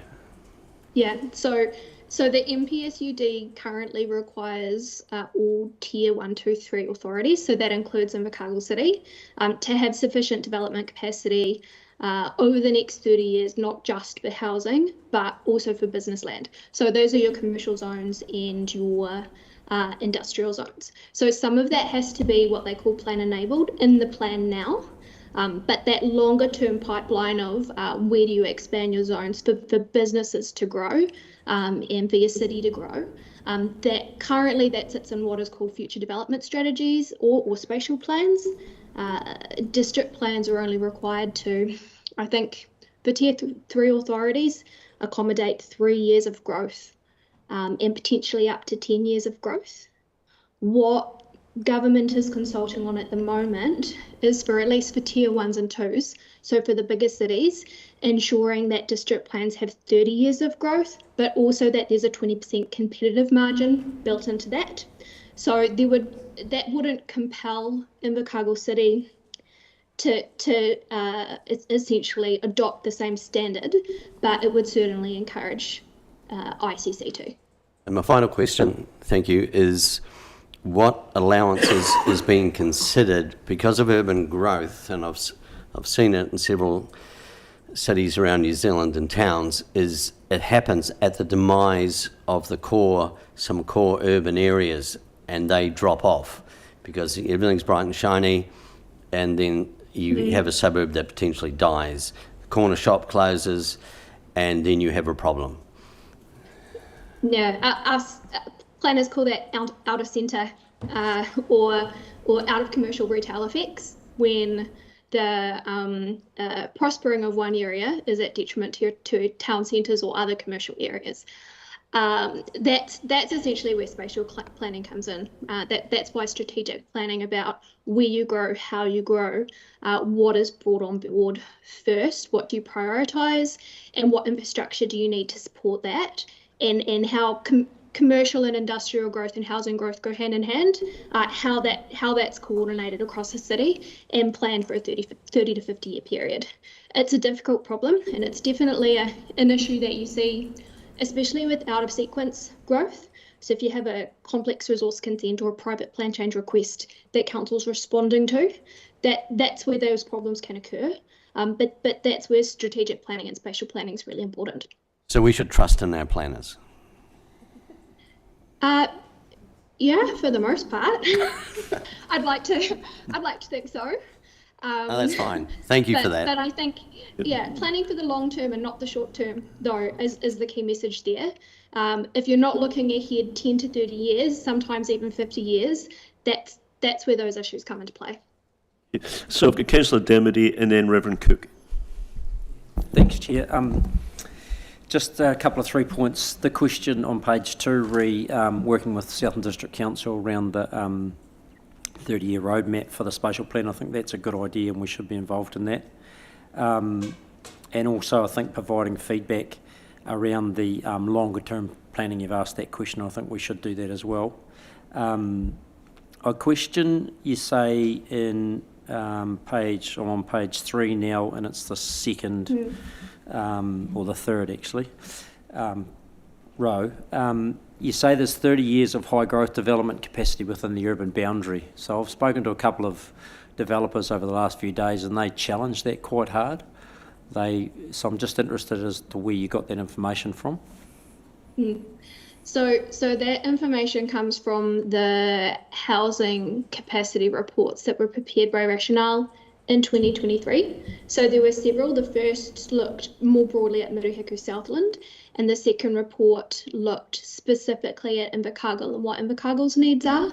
And that the statement in the table is rather crude, because yes, there is enough land. What it means is there's enough land for enough houses to be accommodated, but that doesn't necessarily mean that the right kinds of houses are easily accommodated in the right kinds of areas. And that's the tension that the Housing and Code of Practice plan change in part seeks to address. So that's to address essentially the known medium density housing need that you have in the city. But there will also be other needs in terms of housing diversity and housing choice. And there will also be market factors at play too, in terms of where those houses are best located and where growth is best located. And that's essentially what some of this Going for Housing Growth package is looking at addressing. And that's where, that requirement for Tier 1 and Tier 2 authorities to plan for 30 years, because at the moment district plans are 10-year documents, that it's pretty short-sighted. 30 years for growth, so you have more flexibility, and then adding that competitiveness margin into play as well, provides that extra buffer. So in your view, these changes will enable that in our city to make the most of the land that is available to actually bring that to fruition around. Okay. That's correct. And again, that's where that strategic planning and that spatial planning component first comes into play. So what you then put in your district plan in the future has that flexibility and has that that longer time horizon in mind, because that means if you have market constraints in certain areas of the city, or you've got developers that have an interest to look at bringing forward development in other areas of the city, that the plan is able to respond to that, and there's an infrastructure plan that supports it. Just my final question, if it can, Chair. So, and it's a bit to do with Councillor Pottinger's point around what I would call urban infill. And you look in our city between Tweed Street and, say, Belmont Drive, there's some good development happening there, but there's probably a lot of opportunity for more development. Will the plans that are being proposed enable and I suppose it is developers or maybe residents to do urban infill so that we don't get spread? I mean, it leverages our infrastructure resources in a lot better way Will this plan or the changes that have been proposed enable more of that to happen more quickly and more effectively, cost effectively particularly? So that's what the Housing and Code of Practice Plan change seeks to do. So that seeks to make medium density infill or more comprehensive if you have larger sites that developers might buy up multiple parcels of land, to have a simpler consenting pathway, essentially to make that happen, and to broaden that out too, so there's more flexibility in your residential 1 zone. So Res 1A is the areas around kind of closer to the town centre. The residential 1 zone is the rest of urban Invercargill, to essentially remove some of those barriers that are in place in your current district plan. So yes, that's the plan we're working on with the plan change, but that's certainly also the intention with the Going for Growth housing package, and the changes that government's looking at putting into place in terms of spatial planning, and then translating that into new plans under the New Planning Act in 2027. So when will these be in place, do you think? So the bills for the Planning Act and the Environment Act are proposed to be released later this year. The government has signalled that they're intended to be in place in early 2027, and that councils will need to start implementing them by the end of 2027. But when I say start implementing, they're doing a spatial plan or a district plan review. It's typically it's a multi-year process, so 2027 would be the start of that process. That's why you'll see in the report we've signalled that starting to do some spatial planning now ahead of that is a good idea for the city. So that way you've started to think strategically around, okay, well in 30 years' time, where do we need more houses? Where do we need greenfield growth? Where should we be encouraging infill? Where should we be encouraging new commercial areas? And how do we provide for that in terms of infrastructure? What does that plan look like? And how do we plan that around existing constraints like natural hazards? Thank you, Reverend Cook. Mr. Chair. So given that we chose not to engage in the spatial planning process with Southland District, how much behind are we in that? Because they've got quite a head start on us. So they've got a wee bit of a head start, but we have been talking to them really closely, and their council staff have expressed a strong desire to collaborate as much as possible, and if Invercargill City Council is interested, to align spatial plans. So if Invercargill City Council undertook a spatial plan, that those two processes can be aligned as much as possible. Southland started theirs some months ago, but the approach that they're taking is, because they've got lots of little towns and little villages, they're tackling their spatial plan bit by bit. So they're starting with 3 towns to start with. That's this year, but then next year I think they're rolling out in might be 9 more. If Invercargill City was to look at doing a spatial plan, I would recommend a more comprehensive approach where you would look at the whole district at once. So there is the opportunity potentially to catch up, but that would mean starting that process relatively soon. Well, a couple of follow-up questions, Mr. Chair, if I may. Because I've lived extensively in the area that is being lauded as being an example of great infill housing, there's a couple of things that I want to actually really understand whether they're being addressed or not and how they're being addressed, or as much as we can tell. One of the things about all the infill is the hardening off of sites and the increasing speed of runoff of those sites, and the pressure that puts off onto our stormwater and our roading things, and what the implications of that. Now, I realise that that's an infrastructure committee question as well, but I do think that for this council it has some quite significant impacts in those areas that we're talking about, given that they're also some of the more lower lying areas of the city, what that actually means. The other thing that it also puts under pressure is, and I guess it can come down to a quality of life thing, but it's also a really practical issue, and that is the intensification of vehicles on sides of roads because there is insufficient on-site parking. The smaller sections do not allow for the number of vehicles that Invercargill citizens seem to feel that they need to have to navigate life in the 21st century. So that puts further pressure on the streets and the areas. Is this being addressed in this planning at the Act at all? Because with the intensification of housing comes the increasing number of vehicles, comes the increasing pressure on our side streets. And I'm quite concerned about it. As a person who's lived in there, it makes life very unpleasant. So that in terms of parking, the short answer is no. In fact, you might be aware that the government made changes, it would have been in 2024, to remove the ability for councils to require car parks on private sites.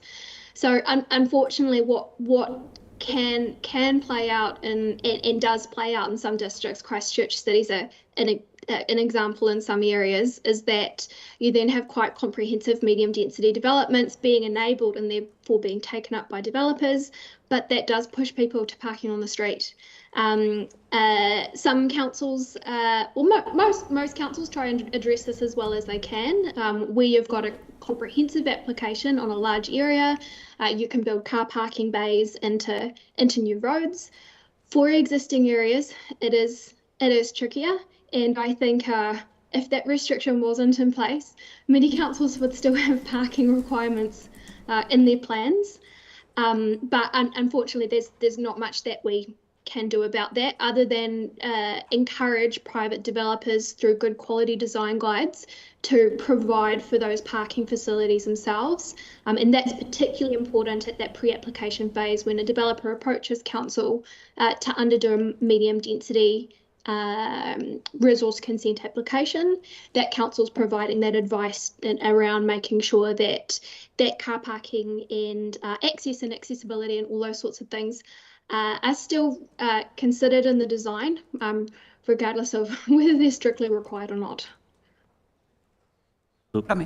So no easy answer, I think, but It's not, staff no. are reminded of the issue. It's probably the only way you can say it. So, Councillor Crackett. Thank you, Chair.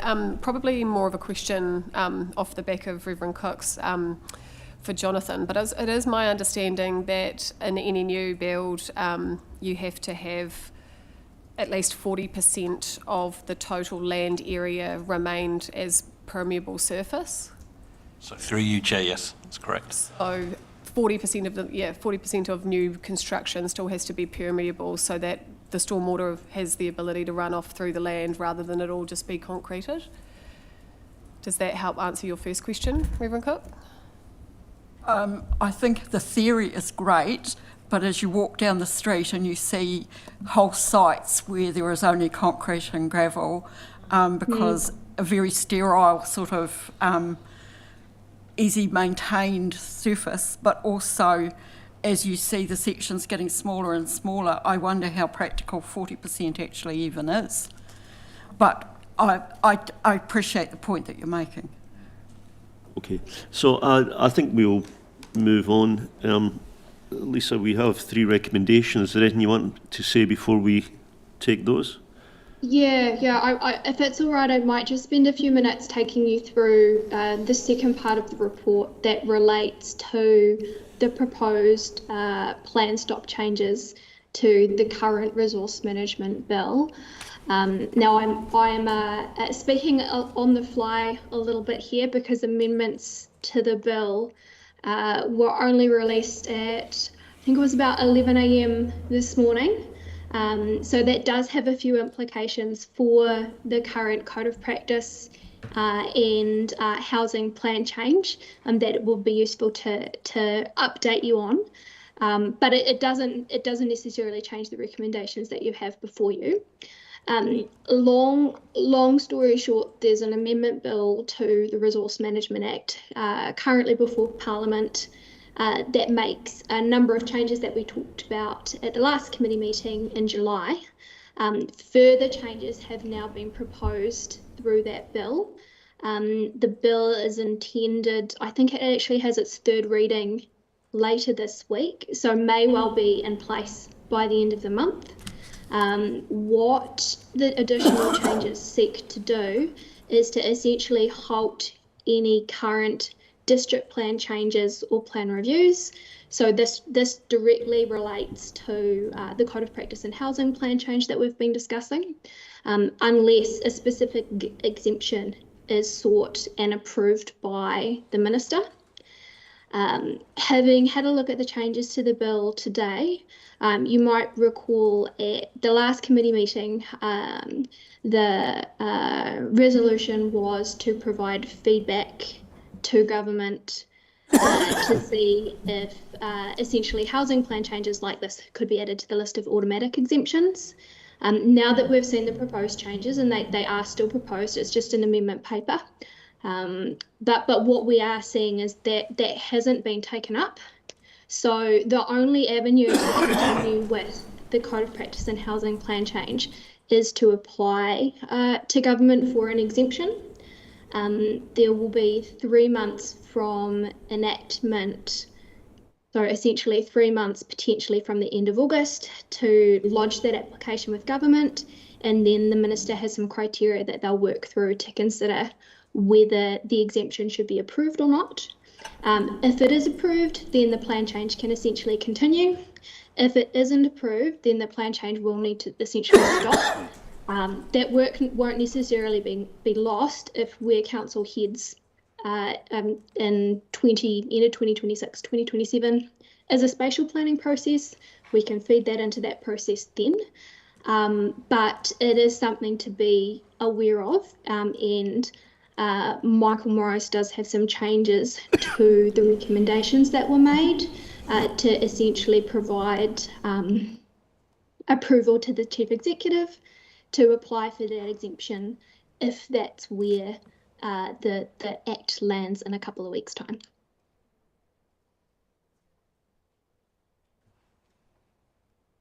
So is that you complete?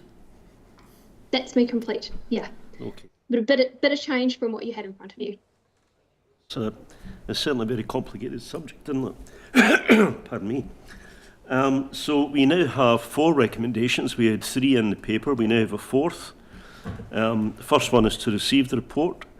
The second is to approve the Chief Executive providing feedback to the Ministry of the Environment in Package 4.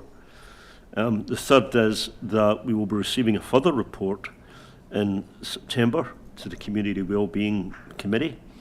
And the fourth is to approve the Chief Executive to apply for a plan stop exemption for the proposed housing and code of practice plan change within 3 months of the amendment. Is everybody happy that we take all 4 of those at the same time? Yes. No? Yes. Yes. Happy Well, second. Reverend Cook just said no, so. I'm just concerned that number 4, making this decision today, given some of the conversations that we had at council last week about not doing things that are in the critical time period which we now are in, are we tying the hands of the incoming council in this regard, or is this something that we must do? I'm not against it in principle, but I think that we need to be consistent with what we said last week. This is the political argy-bargy time of the year. If we do this, what are the implications for incoming council? Thank you. Jonathan, you've got a comment? So through you, Chair, by way of explanation, you currently have a district plan change amendment in flight that's been approved by this council. We're working our way through that. The reason for number 4 is actually to protect that. evidence at the moment suggests that we may not immediately get an exemption, therefore we may need to apply for one in order to keep that work in flow. So we're just putting that in as a bit of future proofing. Does that make you feel more comfortable, Evelyn? It does. I just like to have the I's and the T's all No, I mean, I consistent. think in any of these things that we're considering at the moment, it is a very relevant question whether it's appropriate for a committee or council to make a decision of whether it should be given to the new council. I think in a number of them, though, we have to realise that a new council come in and are going to take a month or two to find their feet, and it's a big ask for them in this area in particular to be able to pick it up very, very quickly. So I think if people are comfortable at moving forward.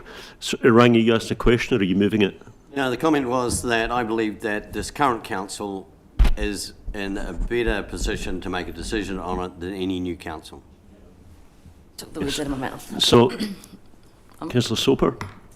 Yes, Mr Chair, I was just going to add that the committee authorised with the work has been working for a lengthy period of time on that plan change. We have done the full consultation, including with the community most affected, the planners, the developers, etc. We are at the point where that plan change is actually something that the indication is it's very much approved by our community, because it will do some of those things the community are very keen on, as far as infill housing, the square meterage for possible build. There is no, unlike what we discussed at the last meeting, there is no very large monetary component in this particular matter that would mean that we,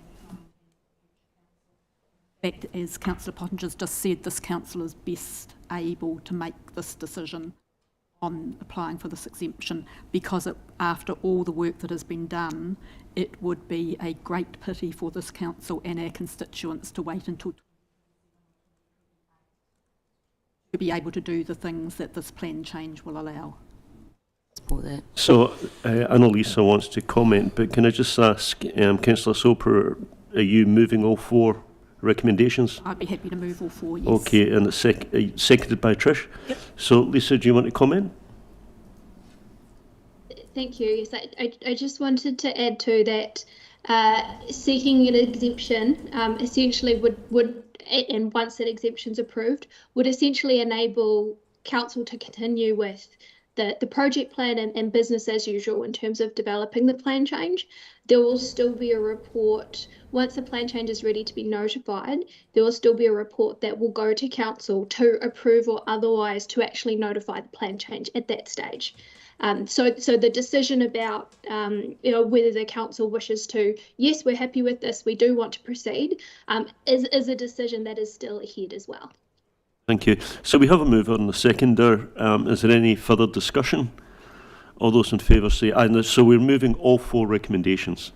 All those in favour say aye. Aye. Aye. Against? Carried. Thank you. Thank you very much, Lisa. Thank you. Kaki te.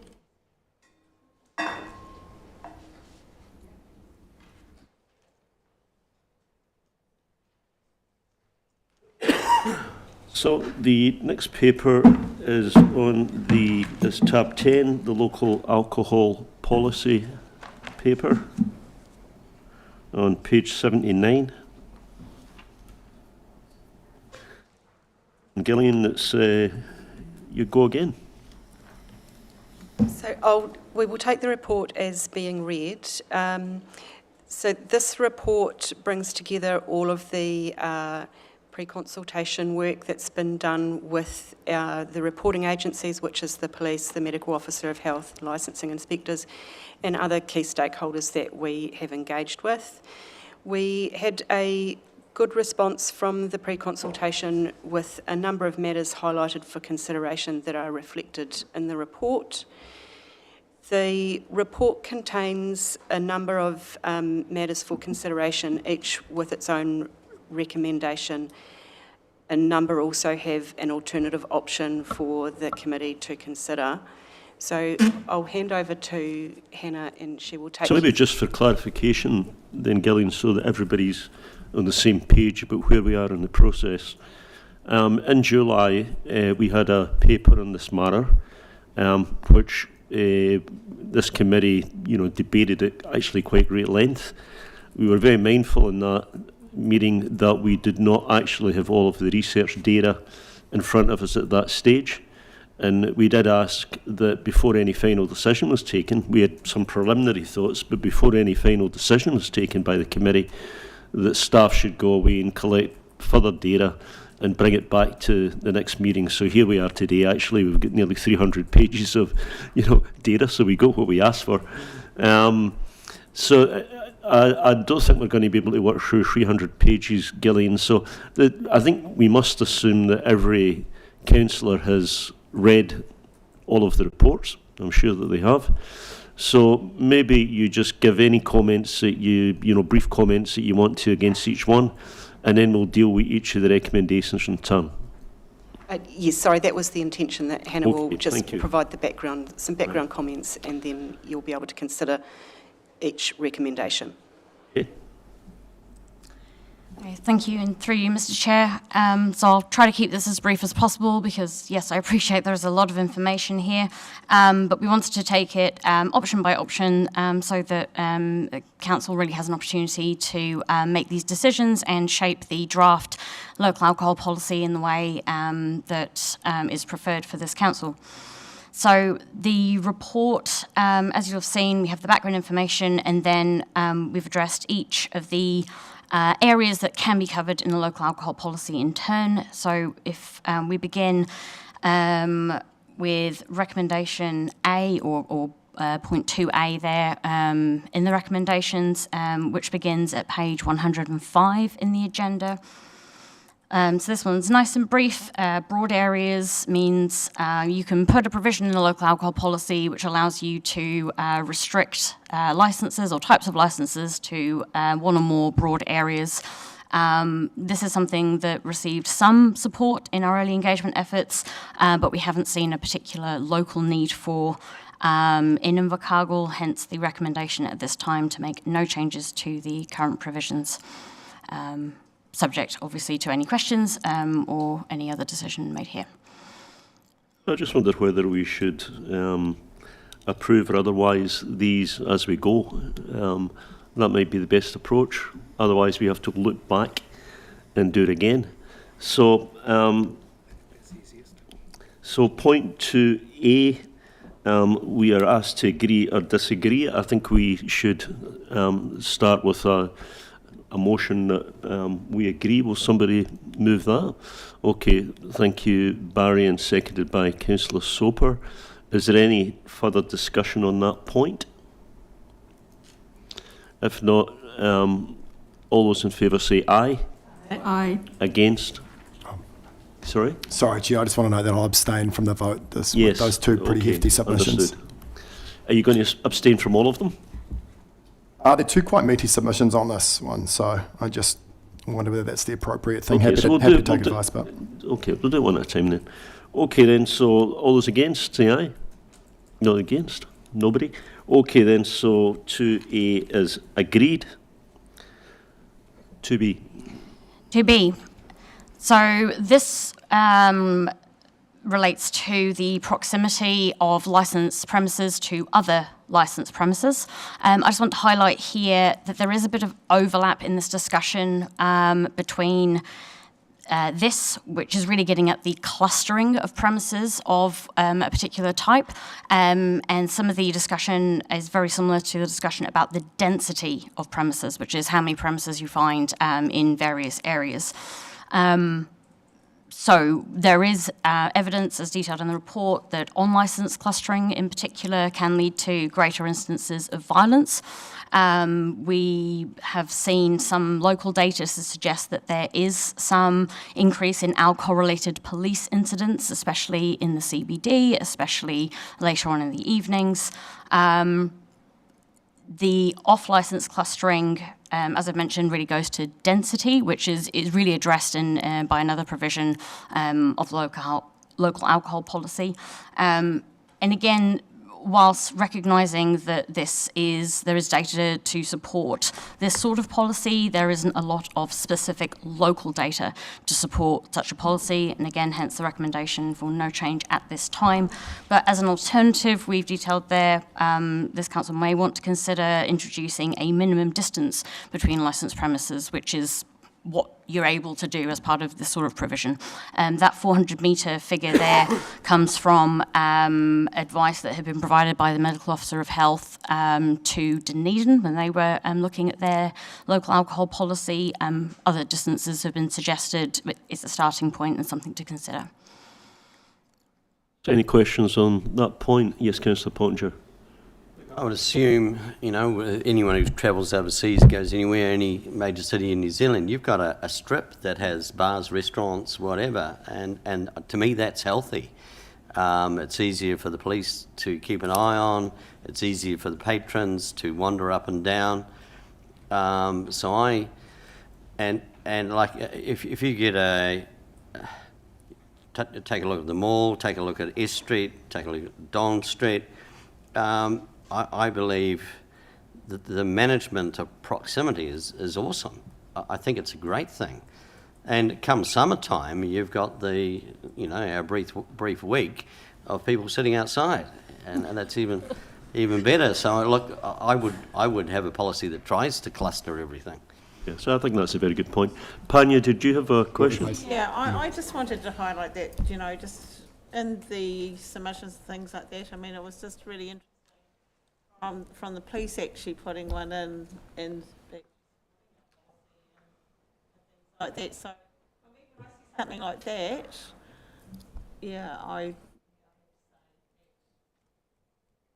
I just.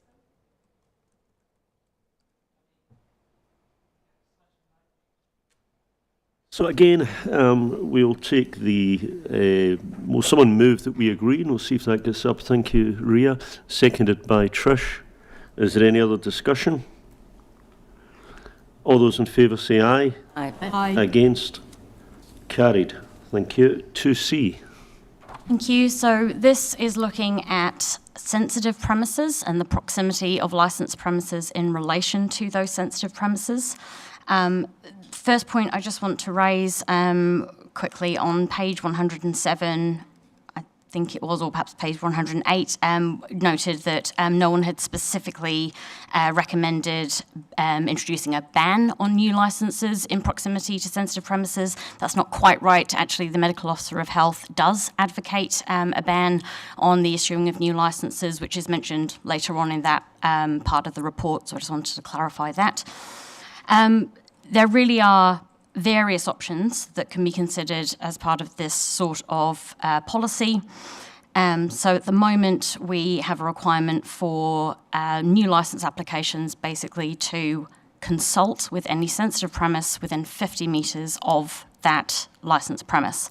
The sensitive premises include basically any schools and early childhood centres, religious institutions, residential activities, so any housing, apartments, etc., and community facilities.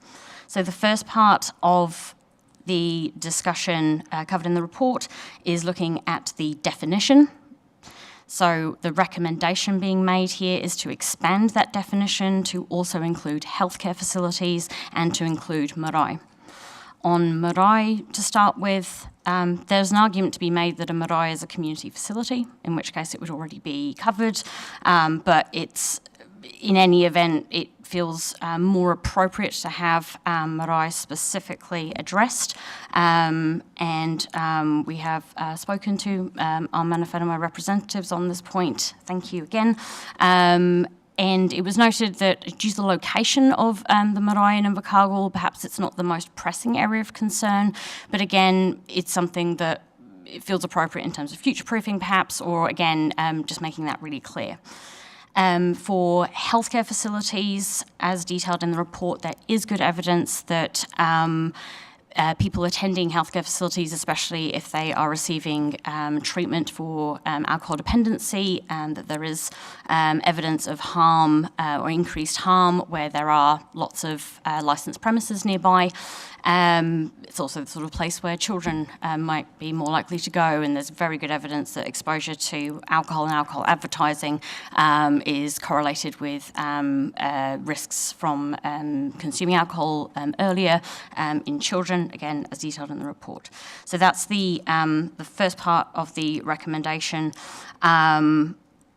And on that again, those indicative maps that we've provided, we put those in there just to make the point that although, yes, there's a fairly large area of Invercargill district that would now be covered by this recommendation, we already have a lot of Invercargill covered by our sensitive premises policies because we already have all of the schools and early education facilities. So it's more likely that as a licence applicant, you would be required to consult with more people rather than having to consult at all versus not having to consult. And again, this is quite a common provision in other local alcohol policies, and actually the tendency in those other policies is to have a complete ban on any new premises in proximity to sensitive premises. Our requirement is somewhat less restrictive because it's a requirement to consult. And then the other part of the recommendation is to increase the radius to look at relative sensitive premises from 50 metres to 100 metres. The basis for that, 100 metres is the more commonly used radius in other local alcohol policies. We also noted that this was suggested when our current local alcohol policy was last reviewed, and the biggest reason to stop it was that it was combined with Southland District, and obviously those sort of smaller rural centres have different considerations. It would be very burdensome for a small township, for example. That's less of a concern in Invercargill because we are not a tiny rural centre. So overall, that's the recommendation, to increase the radius and to expand the definition of sensitive premises. Up for an alternative thing to consider would be to introduce a ban on all new licences, or again, any other provision this committee decides. And again, any questions, happy to help. So can I ask a question, and then I'll come to you, Councillor Ponger. Can you just, and apologies if it's in here, but healthcare facility can cover many things. You know, everything from chiropractors through dentists and hospital and doctors and health centres, and, you know, I suspect that, you know, you could probably cover the whole city actually with that definition. What's the difference between a facility? You said that the concern was that, you know, kids would be in there and see them and so forth. So why don't we include, you know, supermarkets, cinemas, any play facility? I mean, it just seems to me as a definition which I don't really quite understand. But can you just tell me how health facility will be defined? Yes, it's a really fair question, a fair point. I did a bit of research around this, looking at what other local alcohol policies use. It varies from no actual definition to an actual list of what they mean by healthcare facilities. The maps that we drew up cover GP practices, pharmacies, and hospitals. I couldn't find as well. Pharmacies as well in those indicative maps. Again, it is open to define it as widely or as strictly as wanted. And I take your point about if we're trying to reduce the exposure for children, why not make it even wider, which there would definitely be support for from some members of the community, some stakeholders. It's a bit of an open question. And I'm sorry to carry on with it, but I suspect that if you took a map of the central city and you included all pharmacies and GPs and so forth, and you took a radius of 100 metres around them, there would probably be nowhere that would miss out, nowhere that would be permitted. if you look at the map on page 110 of the report, this is, those green circles indicate 100 metres around the, again, pharmacies, hospitals, GP practices, and those are the areas that would be covered. It's not perfect because obviously the requirement is for look at the new premise, take a radius from that premise and see if it touches any sensitive sites. This is just indicative, but those are the areas that are actually covered by the expanded definition. And if you compare that to the map on page 112 of the agenda, those are the areas that are currently covered just by schools and early childhood centres. And remembering again that our sensitive premises provisions currently also include all residential activities. So yes, a very large part of the city is already covered. So again, by adding healthcare facilities, we're not necessarily increasing the affected area. It's more likely to be adding to the list of places that you might have to consult as a licence applicant. So if I look between D Street and Queen's Drive and the absolute centre of the city, the circles pretty much touch, which is what I'd expect. You know, if you include everything, pharmacies, dentists, chiropractors, you know, everything. Okay, fair enough. That's so. Councillor Pottinger. Thank you. My question is regarding reverse sensitivity. Now you have an established bar, cafe, restaurant that serves alcohol, and its 100-metre radius is fine. Then can a healthcare facility set up 50 metres away? Through you, Chair. To my understanding, the current provision only requires you to do that consultation when you are making a new application. So an existing licensed premise is not going to be required to re-consult with premises when it reapplies. I'm saying, does the healthcare facility have to consult? Because obviously they're in fact breaching our so-called laws. They're within 100 metres. Now, do they have right to do that, or are they affected by the laws we create? Through you, Chair, this is only a requirement to consult with sensitive premises. The sensitive premise may say we have no objection to this licence application. That's up to them. So a new healthcare facility may not have any objection to the local licensed premises. Also, this is not a law as such. This is a sort of guiding document for the premises is already there doing its thing. The licensed premise, yeah. And then a healthcare facility 50 metres down decides to buy a building and I'm going to move in there. Do they have to do anything to set up their practice? Do they have to consult or do anything? There will be, through you, Chair, there will be obviously various requirements depending on the premise, but not to my knowledge that there's anything that impinges on a licence holder. Okay. Right. Alex.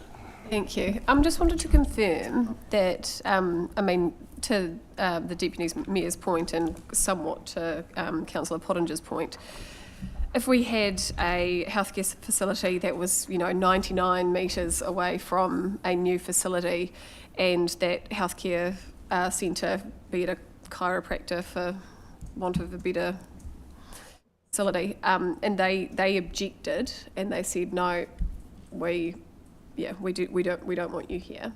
It's still up to the DLC to take into consideration the objections and decide whether or not to issue the licence based on the balance of objection and whether or not it should go ahead. So is that correct? Through you, Mr. Chair, I'll get Gillian just to confirm that, but that's my understanding, yes. My understanding is yes. So it's not like the fact that if we were to implement this, it's 100 metres. If there were objections, it still goes on the balance of the district licensing committee to actually make their decision. And it's a consultation requirement. It's not a prohibition. So I think when we're discussing this, we really do need to be sensitive in that we're not prohibiting anybody from doing anything. We're just saying that needs to be consulted on. And at the end of the day, it's actually the DLC that makes the decision rather than the people that are objecting, just to really clarify that. it's not a right of veto, but it could be taken that way by the DLC, couldn't it, really? So They were that way inclined. we have Grant. I'll propose that we disagree with this one. Yeah, just before we do that, I'd like to just ask the Manawhena representatives if they support the 100 metres from the marae. So we have two facilities within the centre of the city who are much more impacted than certainly where I am based.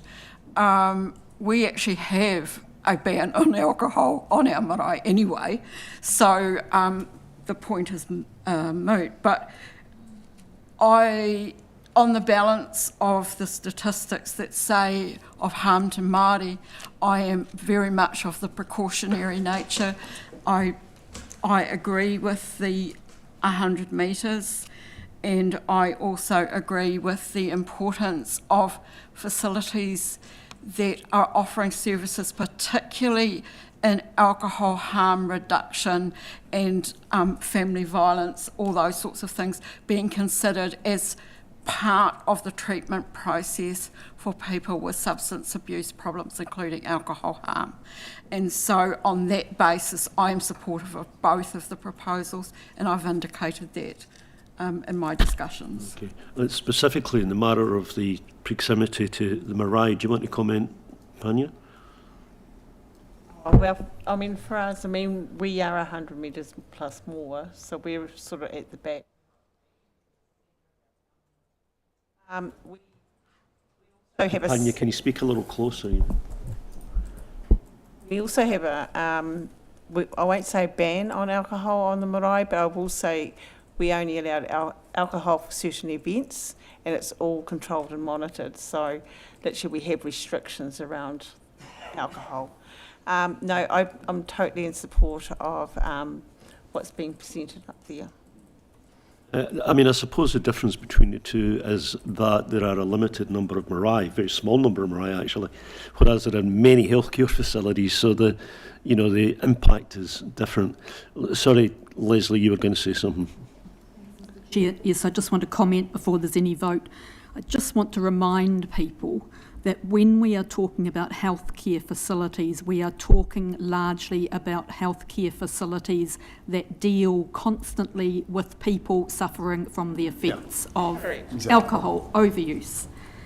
On that basis alone, let alone the detail that we've got in the report, I absolutely agree with expanding the definition to include healthcare facilities and marae. On the marae issue, the statistics we have in the report and the statistics many of us know in the community of the overuse of alcohol and the statistics that apply to Māori and Pacifica make it quite clear that it is really important to expand that definition.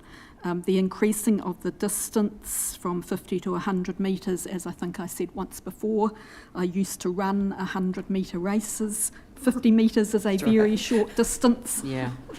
100 metres is not, it's twice 50, but it's not a great deal more, but you can pretty quickly cover a 50 metre distance. 100 metre distance to me is just a no-brainer for an extension. And when you consider that we are saying consultation and not anything that will affect current facilities that are already established, but we are saying for new facilities, we are asking for consultation that will have an expansion on who you're consulting and the distance you need to consider in the consultation.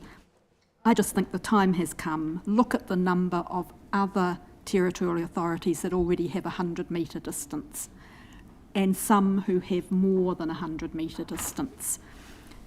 Sticking at 50 metres, yes, it was largely influenced at the time it was done by the Southland District and the rural issues.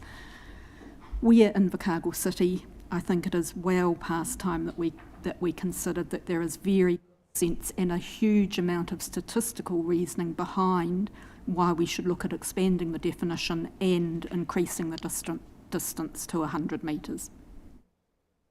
So Really be voting against disagreeing with this recommendation. Yeah. I mean, I'll just comment on my view. I think the chart which shows the circles in the centre of the city, which would be excluded if we go to 100 metres within health facilities, then they almost overlap. Effectively, we're saying that no new facility could be set up within the centre of the city. That's not true. That's not quite true.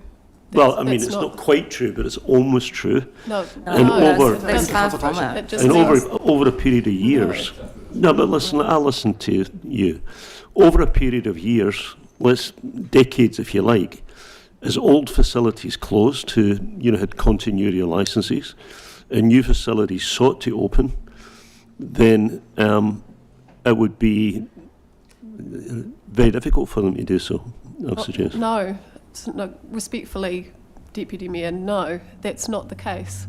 That's not what's being considered today. All that the new entity would have to do is consult with affected parties, and those being the sensitive ones listed. Sorry, can we follow standing orders, please, Chair? Okay, so look, I think what we'll do is we'll divide this into two parts, because I think there are two very clear parts. One is the proximity to Marai, which we've heard very clearly from the Manawhānau representatives that they are supportive of what's proposed. So will someone move that we, thank you, Evelyn, and seconded by Panya. Are you seconding it? Thank you. Any further discussion? So we're considering specifically 100 metres from Marai. So you're not including healthcare facilities? Well, we'll take that next. I think they are separate recommendations. Seconder, that's what they understood when they were moving and seconding that? No, I thought it included both parties. Okay. We haven't got a mover and seconder for it. I've proposed that we disagree and we didn't get a seconder. Yeah, so Grant did propose earlier that we disagreed, but he was specifically talking about the healthcare part of it, which is why in my mind we could divide it into two, because it would seem to me there's probably no objection to 100 metres from Marai. I'm sorry, Mr Chair, but I think, and Grant and his seconder may say this, but okay, so to me that Grant was moving to disagree with the entire 2C. Okay, so we'll take that then. So we have, Grant has moved that we disagree with all of that item. Is there a seconder? Barry, thank you. I'll speak to that before it's put. So I'm happy to accept that amendment as you proposed, Chair, around the Marai. I think that's a... Yeah, but there is objection to that, so we are going to take it as all of it. Okay, so we have that. Mr Chair, you can move a motion to amend it to...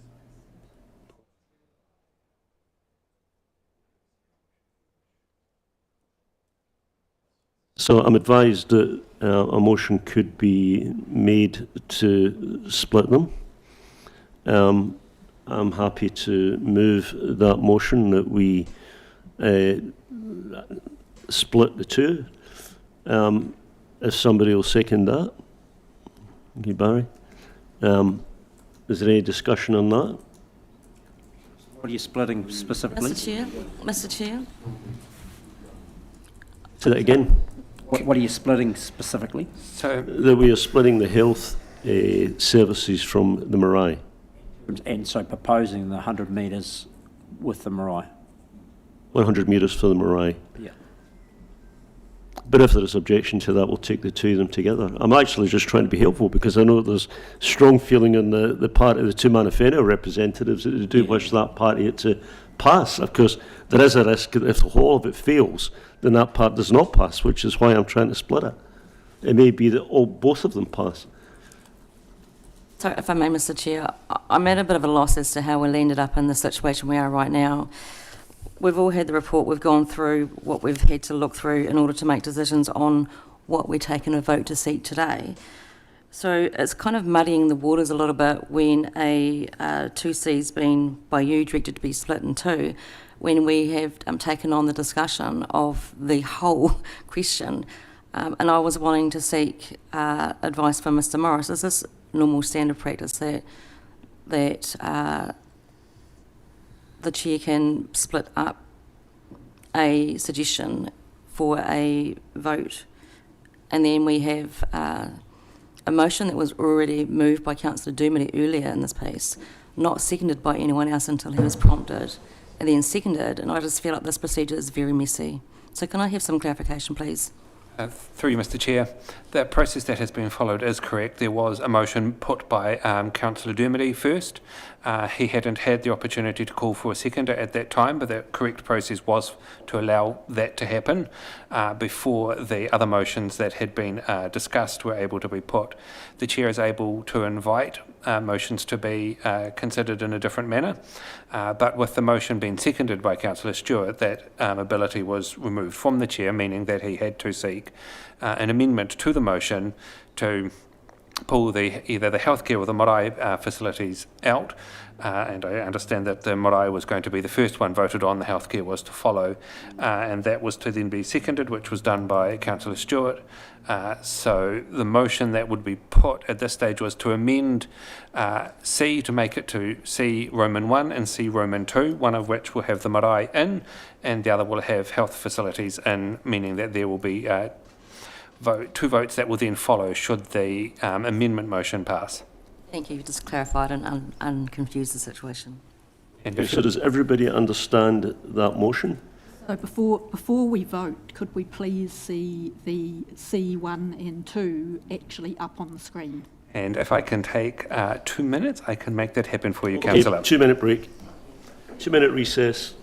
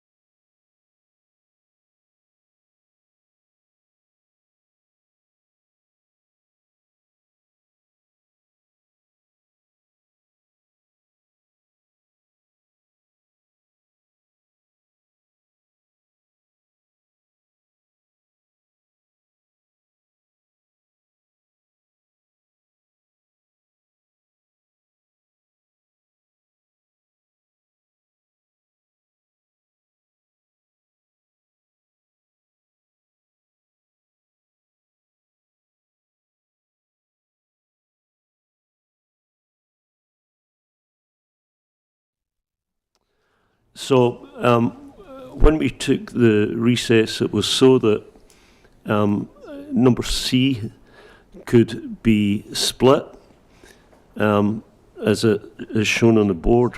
But before we actually can move those separately, we have to resolve to, as a committee, we have to resolve to make that split. If we don't resolve to make that split, then we go back to the original C, which includes both health facilities and Marai. So again, we have first to move that that we split. Will someone move that, please? Thank you, Grant. And second. Tom, you did that. Pardon? You did that. Barry seconded. Okay. So it's just been pointed out that I'd already moved that. So it's seconded by Grant. Barry seconded. Oh, Barry seconded it. Okay, that's fine. So then, any other discussion on that? Yes. Okay. Reverend Cook. So I not going to compare you with Solomon, Mr. Chair, but the baby could die. Marae also offer healthcare and social service alcohol harm reduction programs. By separating this, you are making us do this twice. Our particular facility offers several different forms of alcohol harm reduction mahi. Are you actually saying, or are we proposing to say to places such as ours that because we are a marae but we also offer healthcare and social service provision, that we have to do both C1 and C2? No, and this is, I understand. think, the absurdity of dividing them up in this way. No, by virtue of the fact that you are a marae, if C1 were to pass, then that ban, well not ban, but that provision would apply by virtue of the fact that you're a marae, irrespective of whether you offered healthcare services. It's giving you the protection. Yeah. So the point's mute. So effectively, Mr. Chair, the marae become the only healthcare facilities that have the extended 100 metres. It's nothing to do with the fact that it offers healthcare services, it's the fact that it's marae.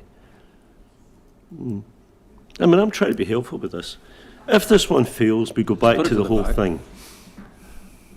Yes, Councillor Pottinger. Chair, you could not put it any more simpler, so I don't know what games other councillors are playing, but look, 15 years I've been a councillor, and this is a very straightforward decision. The marae is covered, that is the critical thing, and then we address the next one.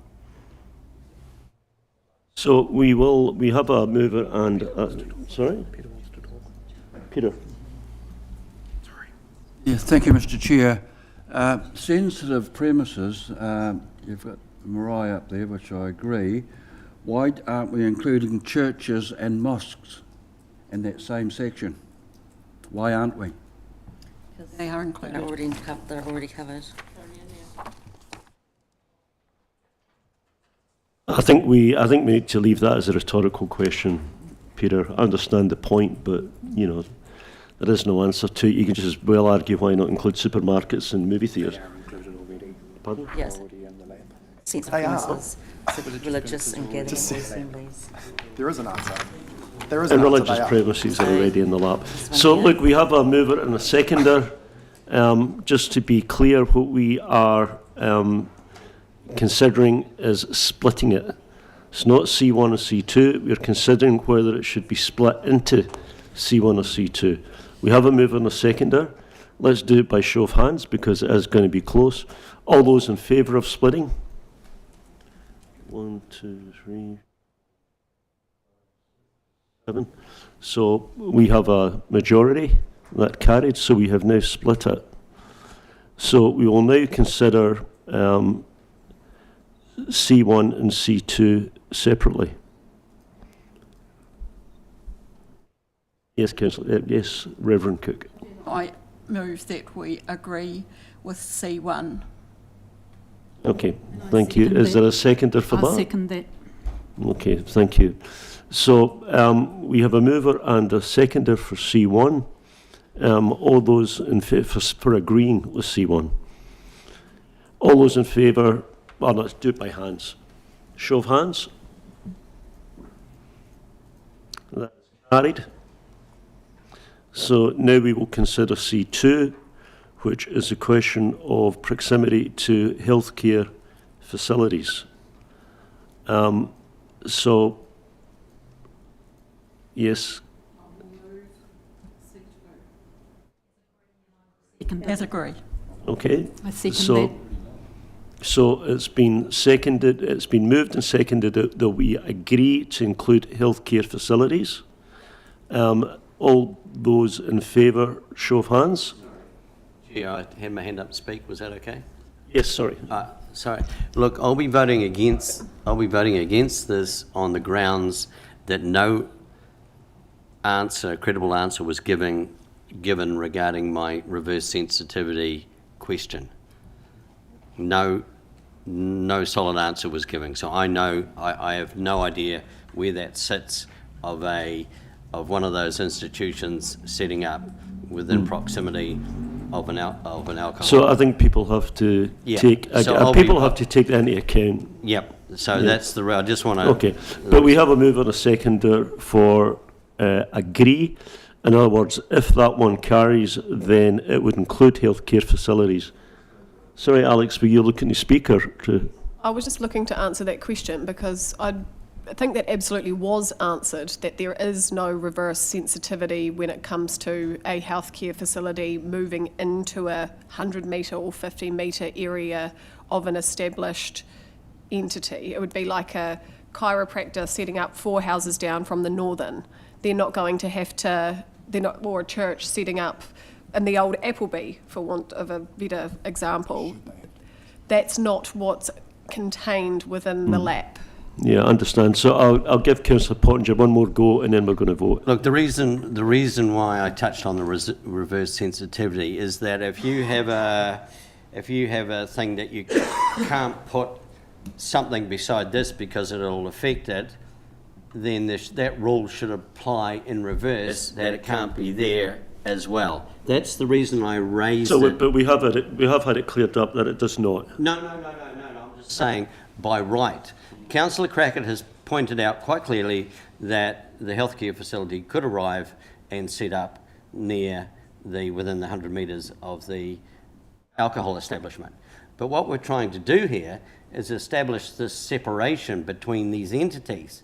Now, if we allow one rule for one group that it's okay for them, but not for the other, then I don't understand it. It just doesn't achieve, we aren't achieving what we're trying to do. So I think people have to take that into account when they vote. Okay, Councillor Soper, this is the last one then we'll... Thank you, Mr Chair. The 2012 Alcohol Act is quite clear that the definition of sensitive premises does not include alcohol retailers. The sensitive premises under the definition of the Act, and therefore our local alcohol policy, are the definition that we have had since 2012, early childhood centres, religious buildings, all the others that are there.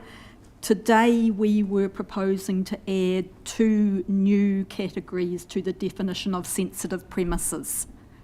Alcohol retailers, off licence, on licence, whatever, neither under the 2012 Act or the local alcohol policy are labelled, defined as sensitive premises. So the question of reverse sensitivity may be a good little buzzword to try and pull into the conversation, but it is not allowed for in the Act. The whole point of the sensitive premises was I think that has been discussed, and I very much doubt if that's going to influence anybody in any particular direction, Councillor. So it has been moved and seconded that we agree with healthcare facilities being included and the distance moving from 50 metres to 100 metres. So by show of hands, those who agree, those in favour? There we go. 1, 5. Those against? So that has failed. Hmm? Yeah. Did you vote there, Alan? I never noticed. I did actually, yeah. Okay. Arnold and Broad are out of the vote, so just make sure that's been accounted for in the numbers. Arnold and Broad. That's all right. That's okay. So let's do it again. Those against? Sorry? Those against? Oh. 3, 4, 5. 4, 5, 6. It's the same result. So that is not carried. Is it by default disagree? It's automatically, because it's not agreed, it's automatically disagree. Okay. Okay, so can we move on? E. Okay. Oh, sorry, it's D. D, yeah. So D is starts on page 115 of the report, and this is looking at provisions that would restrict the issue of further licences of a particular kind or of all kinds, and this is really looking at density. So as I mentioned before, that was touched on a little bit when we were talking about proximity to other premises, and now we're looking at the density of licences in general or of a certain type in specific areas.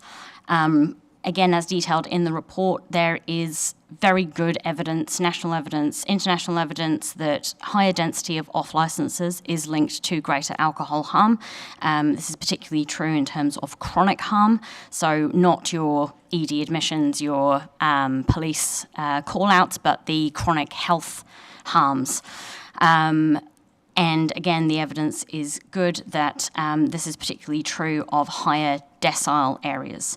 Again, the specific data for our region shows that unfortunately we do have the highest prevalence of weekly heavy episodic drinking in New Zealand.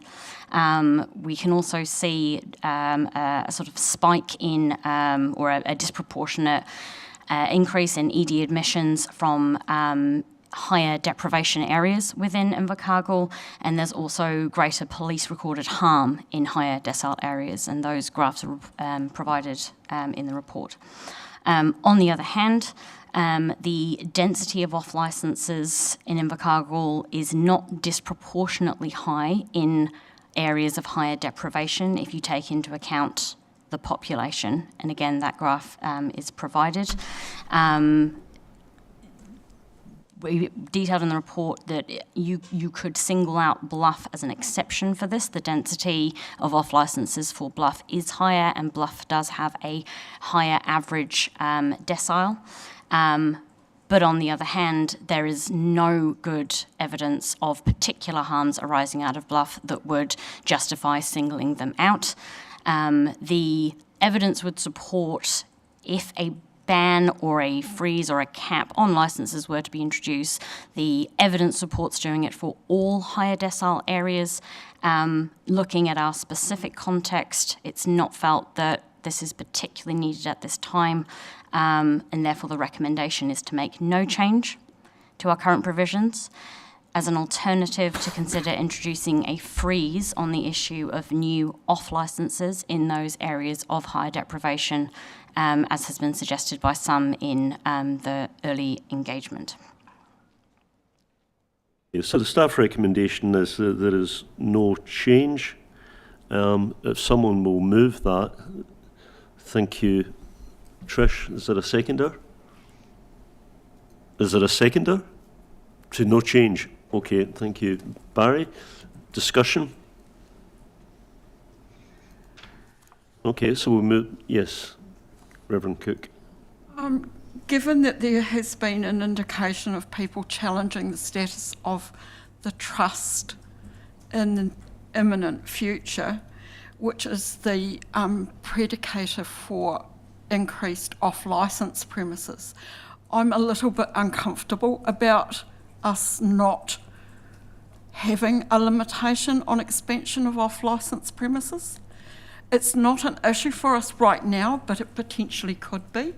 And it has been the issue that has been raised about Bluff, is the expansion of off-licence premises is actually quite noticeable on the main street. With the demise of some of the hotels, the little bottle-os and places that can sell alcohol. And I noticed in the report there was discussion about places such as corner stores, and it's certainly something that you see when you go to Christchurch or places like that, where quite unexpected little places sell alcohol alongside the bread and the whatever. Are we remiss if we don't address it now, or how quickly responsive could we be if the challenge to the status of the trust were to succeed? Can we just then ask that question, whether in the event of ILT being illegal or whatever, everything being open, would we be able to revisit this? Yes, there's nothing to stop us from reviewing so the local in policy the event at of any that, time. Evelyn, we can revisit it. So the question would be how quickly? I don't think ILT is going to be disestablished and a whole lot of new immediately. Seems unlikely. Yes, Councillor Soper. I was just going to say, as a member of the current committee, if there was such a major change as the ILT monopoly rights being removed, then there would have to be a very rapid look at our local alcohol policy. Yeah, so I think that's Extremely true. rapid. But it such would a obviously major be done in change. that event. Any other discussion? So we have a mover and a seconder for agree, don't we? All those in favour, hands up. Against? Carried. Thank you. Alex, I always miss you because you just do that and I never quite catch it. Thank you. Okay, E. So E is looking at the maximum trading hours for off licences. So currently in our existing local alcohol policy, the maximum opening hours are 7 a.m. to 11 p.m. This is the default maximum trading hours as per the Sale and Supply of Alcohol Act. The recommendation being made is to consider an earlier closing time. This is based on the fact, first of all, there is really good evidence that reducing the availability of alcohol, including by reducing the time period within which you can buy alcohol, reduces harm to quite a significant extent. The other major factor is that it does appear to be a trend nationwide towards earlier closing times. 11 p.m. as your latest closing time would be a bit of an outlier compared to other local alcohol policies. We've also had a quick check of the current off licences. We provided in the report the licensed hours for all premises within Invercargill, but it's important to note that although I looked up at 17 of the existing 26 off licences within Invercargill have hours that would allow them to trade until 11 p.m, but of those, only 7 actually do. So in other words, a majority of premises are allowed to trade until 11 o'clock, but choose to close earlier for various reasons. So the 7 that do open till 11 p.m. or thereabouts, it's mostly taverns, so where there's an on-licence with an off-licence alongside it. The other off-licence closing hours, on the whole, actually most of them already close at 9 p.m. or earlier voluntarily. We also just wanted to highlight that it is expected that a closing time of 9 p.m. would be strongly advocated for when this policy goes out for consultation, particularly from stakeholders such as the Medical Officer of Health, Alcohol Health Watch. We just wanted to bring that to the committee's attention. So the recommendation made is for maximum opening hours for off licences of 7 a.m. till 10 p.m, but to consider alternatives including 9 a.m. till 9 p.m. or 7 a.m. till 9 p.m. So this item was discussed at length last month, and I appreciate we've got some additional information, some additional data. I think what drove the decision last time, a month ago, was not so much based on that data, it was more based on shift work and the fact that, you know, there was a need to be able to make provision for people coming off shift. So for that reason, without further discussion, I'm inclined just to put the motion and see where it sits. But I do notice, but maybe after we put the motion, Rangi, you can... look, my question was just curious. Where can you buy booze at 7 Was a.m. what, in the sorry, morning? say again? I'd like to know where you can buy booze at 7 a.m. in the morning. Just curious. Sorry, that was a question, you know. Are you going to take note of the answer? Or, I didn't know you could. No, Okay. It's outside the Christchurch So look, prison. I think let's just test this one because we did it to death a month ago. Peter? So we... will someone move agree? I'll move agree. Okay, will someone second agree? Are you seconding it? Thank you, Trish. Is there any discussion? All those in favour? Chair, Reverend Cook. at the risk of being somewhat redundant, 7 a.m. to 10 p.m. is an extraordinary length of time to be able to purchase alcohol when we're talking about the amount of harm that it does. Is there any reason why we are not looking at 9 till 9? Well, I'm going to test 7 till 10 first. Absolutely. So we've got mover and a seconder. The motion is that we agree with a time of 7 a.m. till 10 p.m. All those in favour, hands up, please. 1, 2, 3.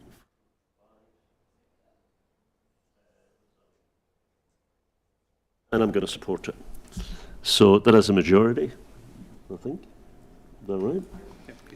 6 is the majority. So that is resolved. I have my vote recorded against that particular motion, please. Oh, yeah, of course. Yeah. F.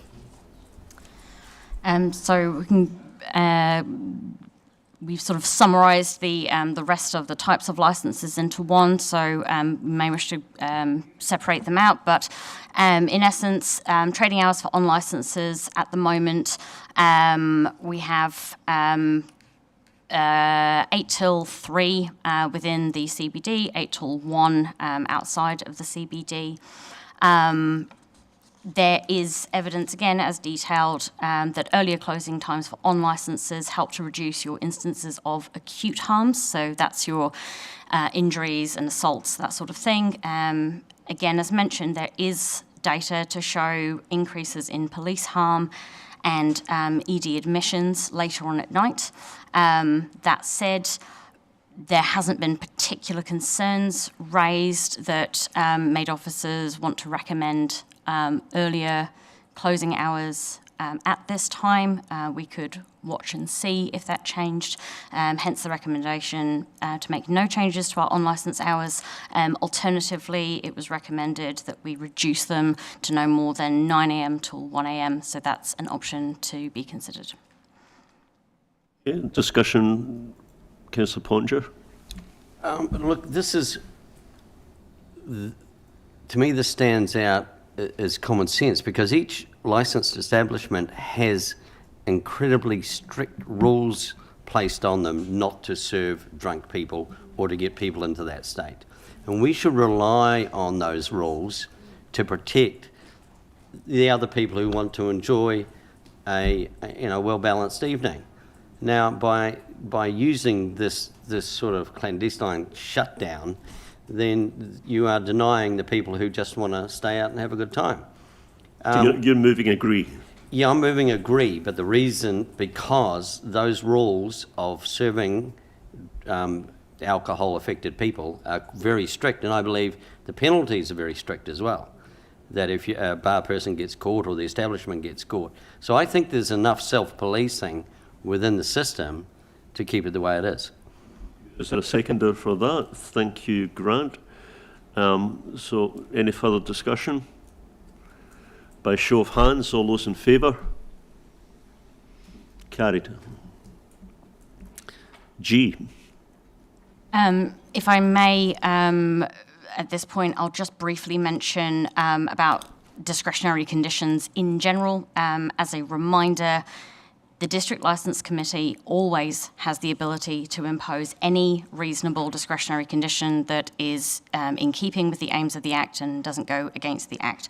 By putting a discretionary condition in the local alcohol policy, it just requires the District Licensing Committee to have regard to that. It can choose to impose it or not, and whether or not it's in the lap, again, depending on the circumstances, they can choose to put it in there. Again, this isn't one of the resolutions. I just wanted to briefly speak to mandatory age checks, just because this was raised at the last meeting of this committee. That's mandatory age checks, for the delivery of alcohol and on delivery, because it was raised as something to go and get further feedback about and do some further research on, which we did. The issue we ran into, first of all, there's not a lot of evidence of it being an issue in Invercargill, unsurprisingly perhaps because Uber, for example, is very new here.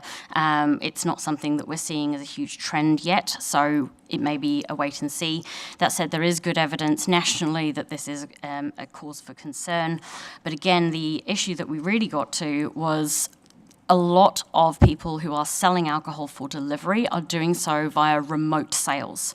As a remote seller, you need not have your license in the district that you are selling alcohol in. So we could introduce this, but it would only affect local license holders. It would not affect license holders outside of this area. The more we looked at it, the more we felt that this just isn't really something to be addressed in a local alcohol policy. It's something that's going to need addressed at a central government level, a national level, and hence the recommendation to consider doing some advocacy, perhaps through local government New Zealand or other organisations to advocate for this sort of change.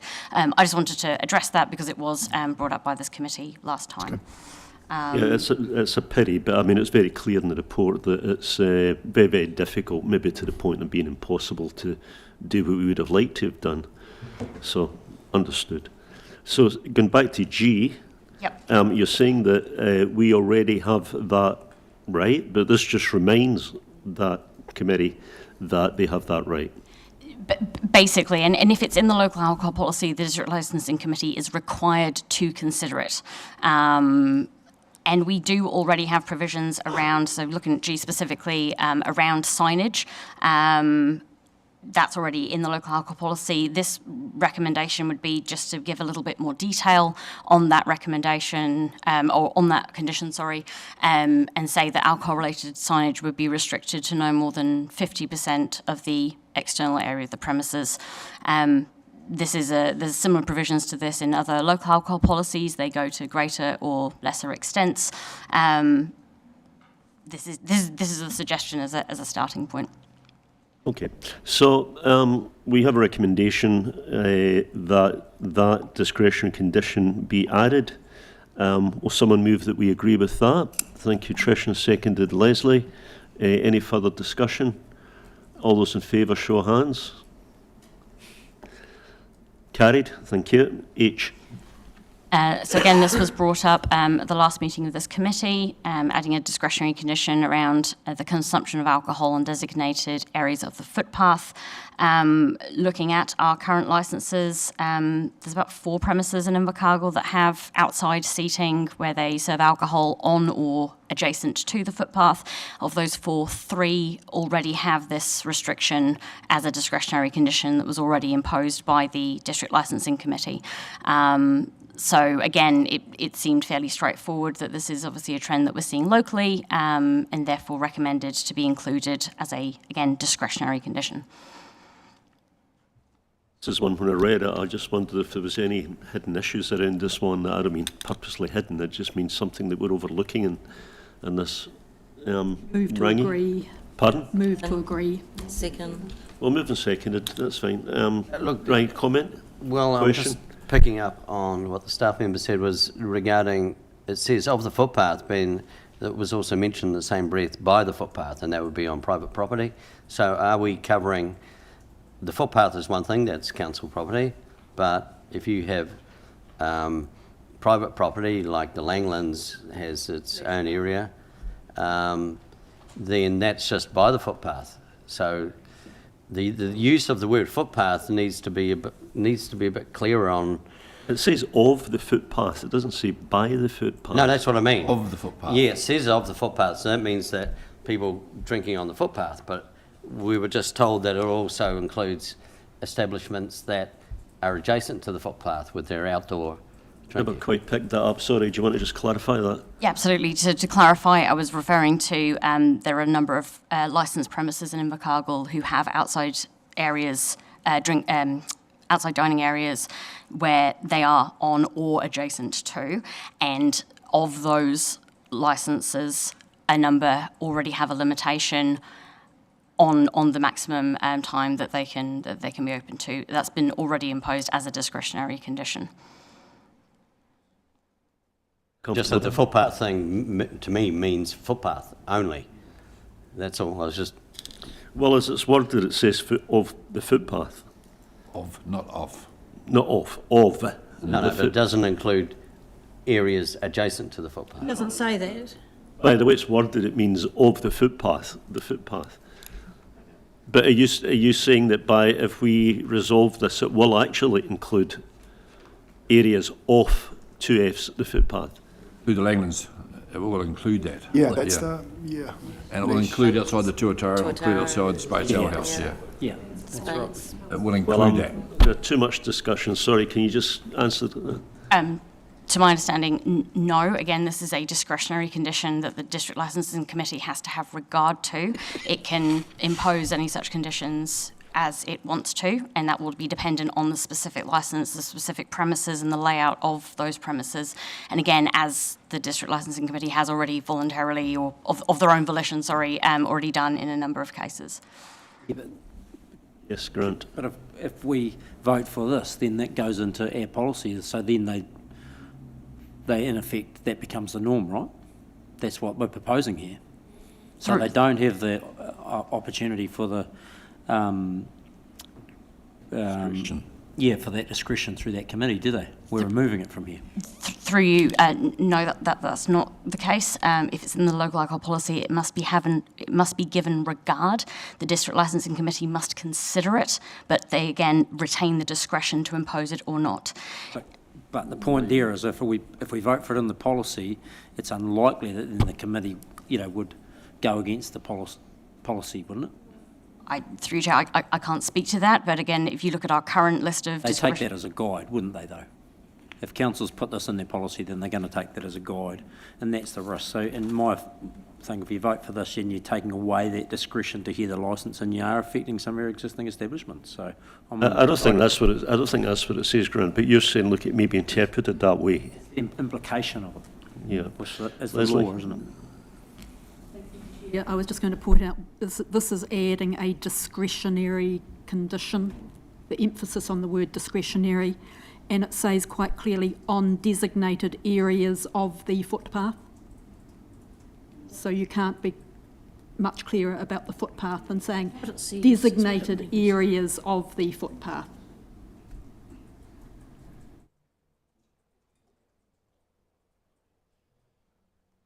So we have Alex, before we... Thank you, Chair. To Leslie's point a little bit, anything that in the recommendations here that says add a discretionary condition is basically just giving our DLC committee more tools in their toolbox should, when a new application arise, that they have the ability to go, well, actually, this new facility has a significant amount of footpath space that they want to put tables on. Now we will apply this discretionary condition. It doesn't say that every single new application that comes through, this will be prescribed to. It says this is the toolbox of which you can do, or which you need to consider which ones of these tools actually apply to this particular, or which rules do we want to put in place for this particular license. It doesn't mean that they have to do all of them. You may only pick one or two that apply, because it could be Christmas at the races. You know, it could be. They already have this tool, because I've just heard the staff say they've got this tool in their toolbox now. That's right. And they give it effect through their committee. So we're not adding a new tool. know what's in here. We're probably changing the colour of the spade or making it bigger. So and sharper. I think the point that May I Grant is making is. May I finish? Sorry. I think the point that Grant is making is that they may take into consideration more than they otherwise would if it's included explicitly. That's the point. So I think people just take that into consideration when they, when they cast their votes. But we already have a mover and a seconder for agree. So all those in favour, please, by show of hands. And that is carried. Thank you. Aye. So this is looking at, again, something that was brought up and discussed at the last meeting of this committee, and looking at restricting the use of glass containers at special events. Just to be very clear, we're talking about glassware or glass servingware, things like drinking glasses or glass bottles that drinks are served in. This was done for the most recent Bluff Oyster and Food Festival. The District Licensing Committee chose to impose a discretionary condition to this effect, which was well supported at the time by police. It's quite common in other local alcohol policies. Again, it is a discretionary condition to be considered by the District Licensing Committee. It's been drafted for special events. So my recollection was that there was near unanimous support for this last time, so I think we may just ask for a mover for that. Are you moving it, Trish? No, I have a question, I'm sorry. Okay. I don't want to drag this out, but special events is too wide. I'm going to just disagree to this proposal. The reason being, say I wanted to have an event where there was a wedding or something. Talking to the microphone, please. I can't hear. I beg your pardon, I'm sorry. If there was an event that I was running and that I was putting on and I wanted to have it as a special event, I would not want plastic glasses. And so because of that, I think that having that special event there, special licence, I'm going to disagree with this. You what, sorry? I'm going to disagree with... You're going to disagree with that? Yeah. Okay. So, Alan, question? More of a statement, really. I would, if I could vote, I would disagree with this as well. And one of my main reasons is something that was just mentioned before, the Oyster Festival, which I've been to on many, many occasions. A lot of wine is sold there, and I've never really seen a wine drinker that really likes drinking out of a plastic cup. And I just think that was a big mistake. And I've been there, and I've actually worked there as well in the serving liquor to people, and I've never ever seen an issue with the glass in the past. So I don't know why this time, for some reason, they chose not to have it. And to be fair, I thought it cheapened the whole event. And people travel thousands of miles to get here, and then you're drinking out of a plastic cup, drinking nice wines out of a plastic cup. Ridiculous. Okay, so my recollection was there was strong support for it last time, but we'll test that. So will someone move agree? Thank you, and seconded by Reverend Cook. By show of hands, all those in favour? All those against? Okay, that one is not carried. Falling behind. Everyone else is doing it. Public safety. What is it going to take somebody to actually get Voted in favour because I sat on the committee there. Okay, we'll talk about it. So, Jay. Thank you, Mr. Chair. Just briefly, before I move on to Jay, I'll just note that there were other options. They've all been detailed in the report. These were issues that were raised through that early engagement process. So these are looking at discretionary conditions around the use of buy now, pay later schemes, restrictions on single sales, which is essentially what we call RTDs, the ready-to-drink drinks, single drinks, single cans, not your, a large bottle of wine or whiskey. We're thinking more like small individual servings of drinks. That's what that's getting at, and the number of drinks per serve for special licences. Again, there's no changes recommended by officers at this time, but I can take any questions if anyone had any. I'm sorry, you lost me there because Jay's about the one-way door policy, but you were talking about single serves. Sorry, to clarify, I was just finishing off the section about discretionary conditions before moving on to J, because there are various others that have been detailed in the report and that were mentioned, so I'm just putting myself open for questions if there were any. Just clarifying the situation. Yep. Okay, good. So, Jay. Well, you were... May I? At 11:30 last night, and I thank you for the laugh, I do not recommend that we sell beers, B-E-A-Rs, either singly or in multiples, so could there be a correct? But it did lighten the 300 and something pages that I was working my way through. But so as not to confuse the public of Southland, we have got no intention of selling any kind of beer, B-E-A-R, either singly or multiply. Through you, Mr. Chair, it may also be an issue with my foreign accent, for which I apologise. Beer and bear does tend to sound quite similar. Do we need a motion not to sell beers? Yeah, No? But no, there is no recommendation to sell bears, whether singly or in packs. Okay, so Jay. I move that we agree, Chair. We agree with Jay. Okay, is there a seconder? Thank you, Grant. Chair. Any discussion of Jay? Chair, it's not a discussion on J, but it's a discussion on J, K, L and M. It seems to me at 5:10 that J, K, L and M are all non-controversial to move agreement to, and I'd be happy to, if the movers of J were happy to include K, L and M. Right, so I think we'll take them one at a time, but we will still do them quickly. So, J, we've got a move on a seconder for J. All those in favour say aye. Aye. Aye. K, as Councillor Soap. Pardon? You're against it. 1 to 1. J.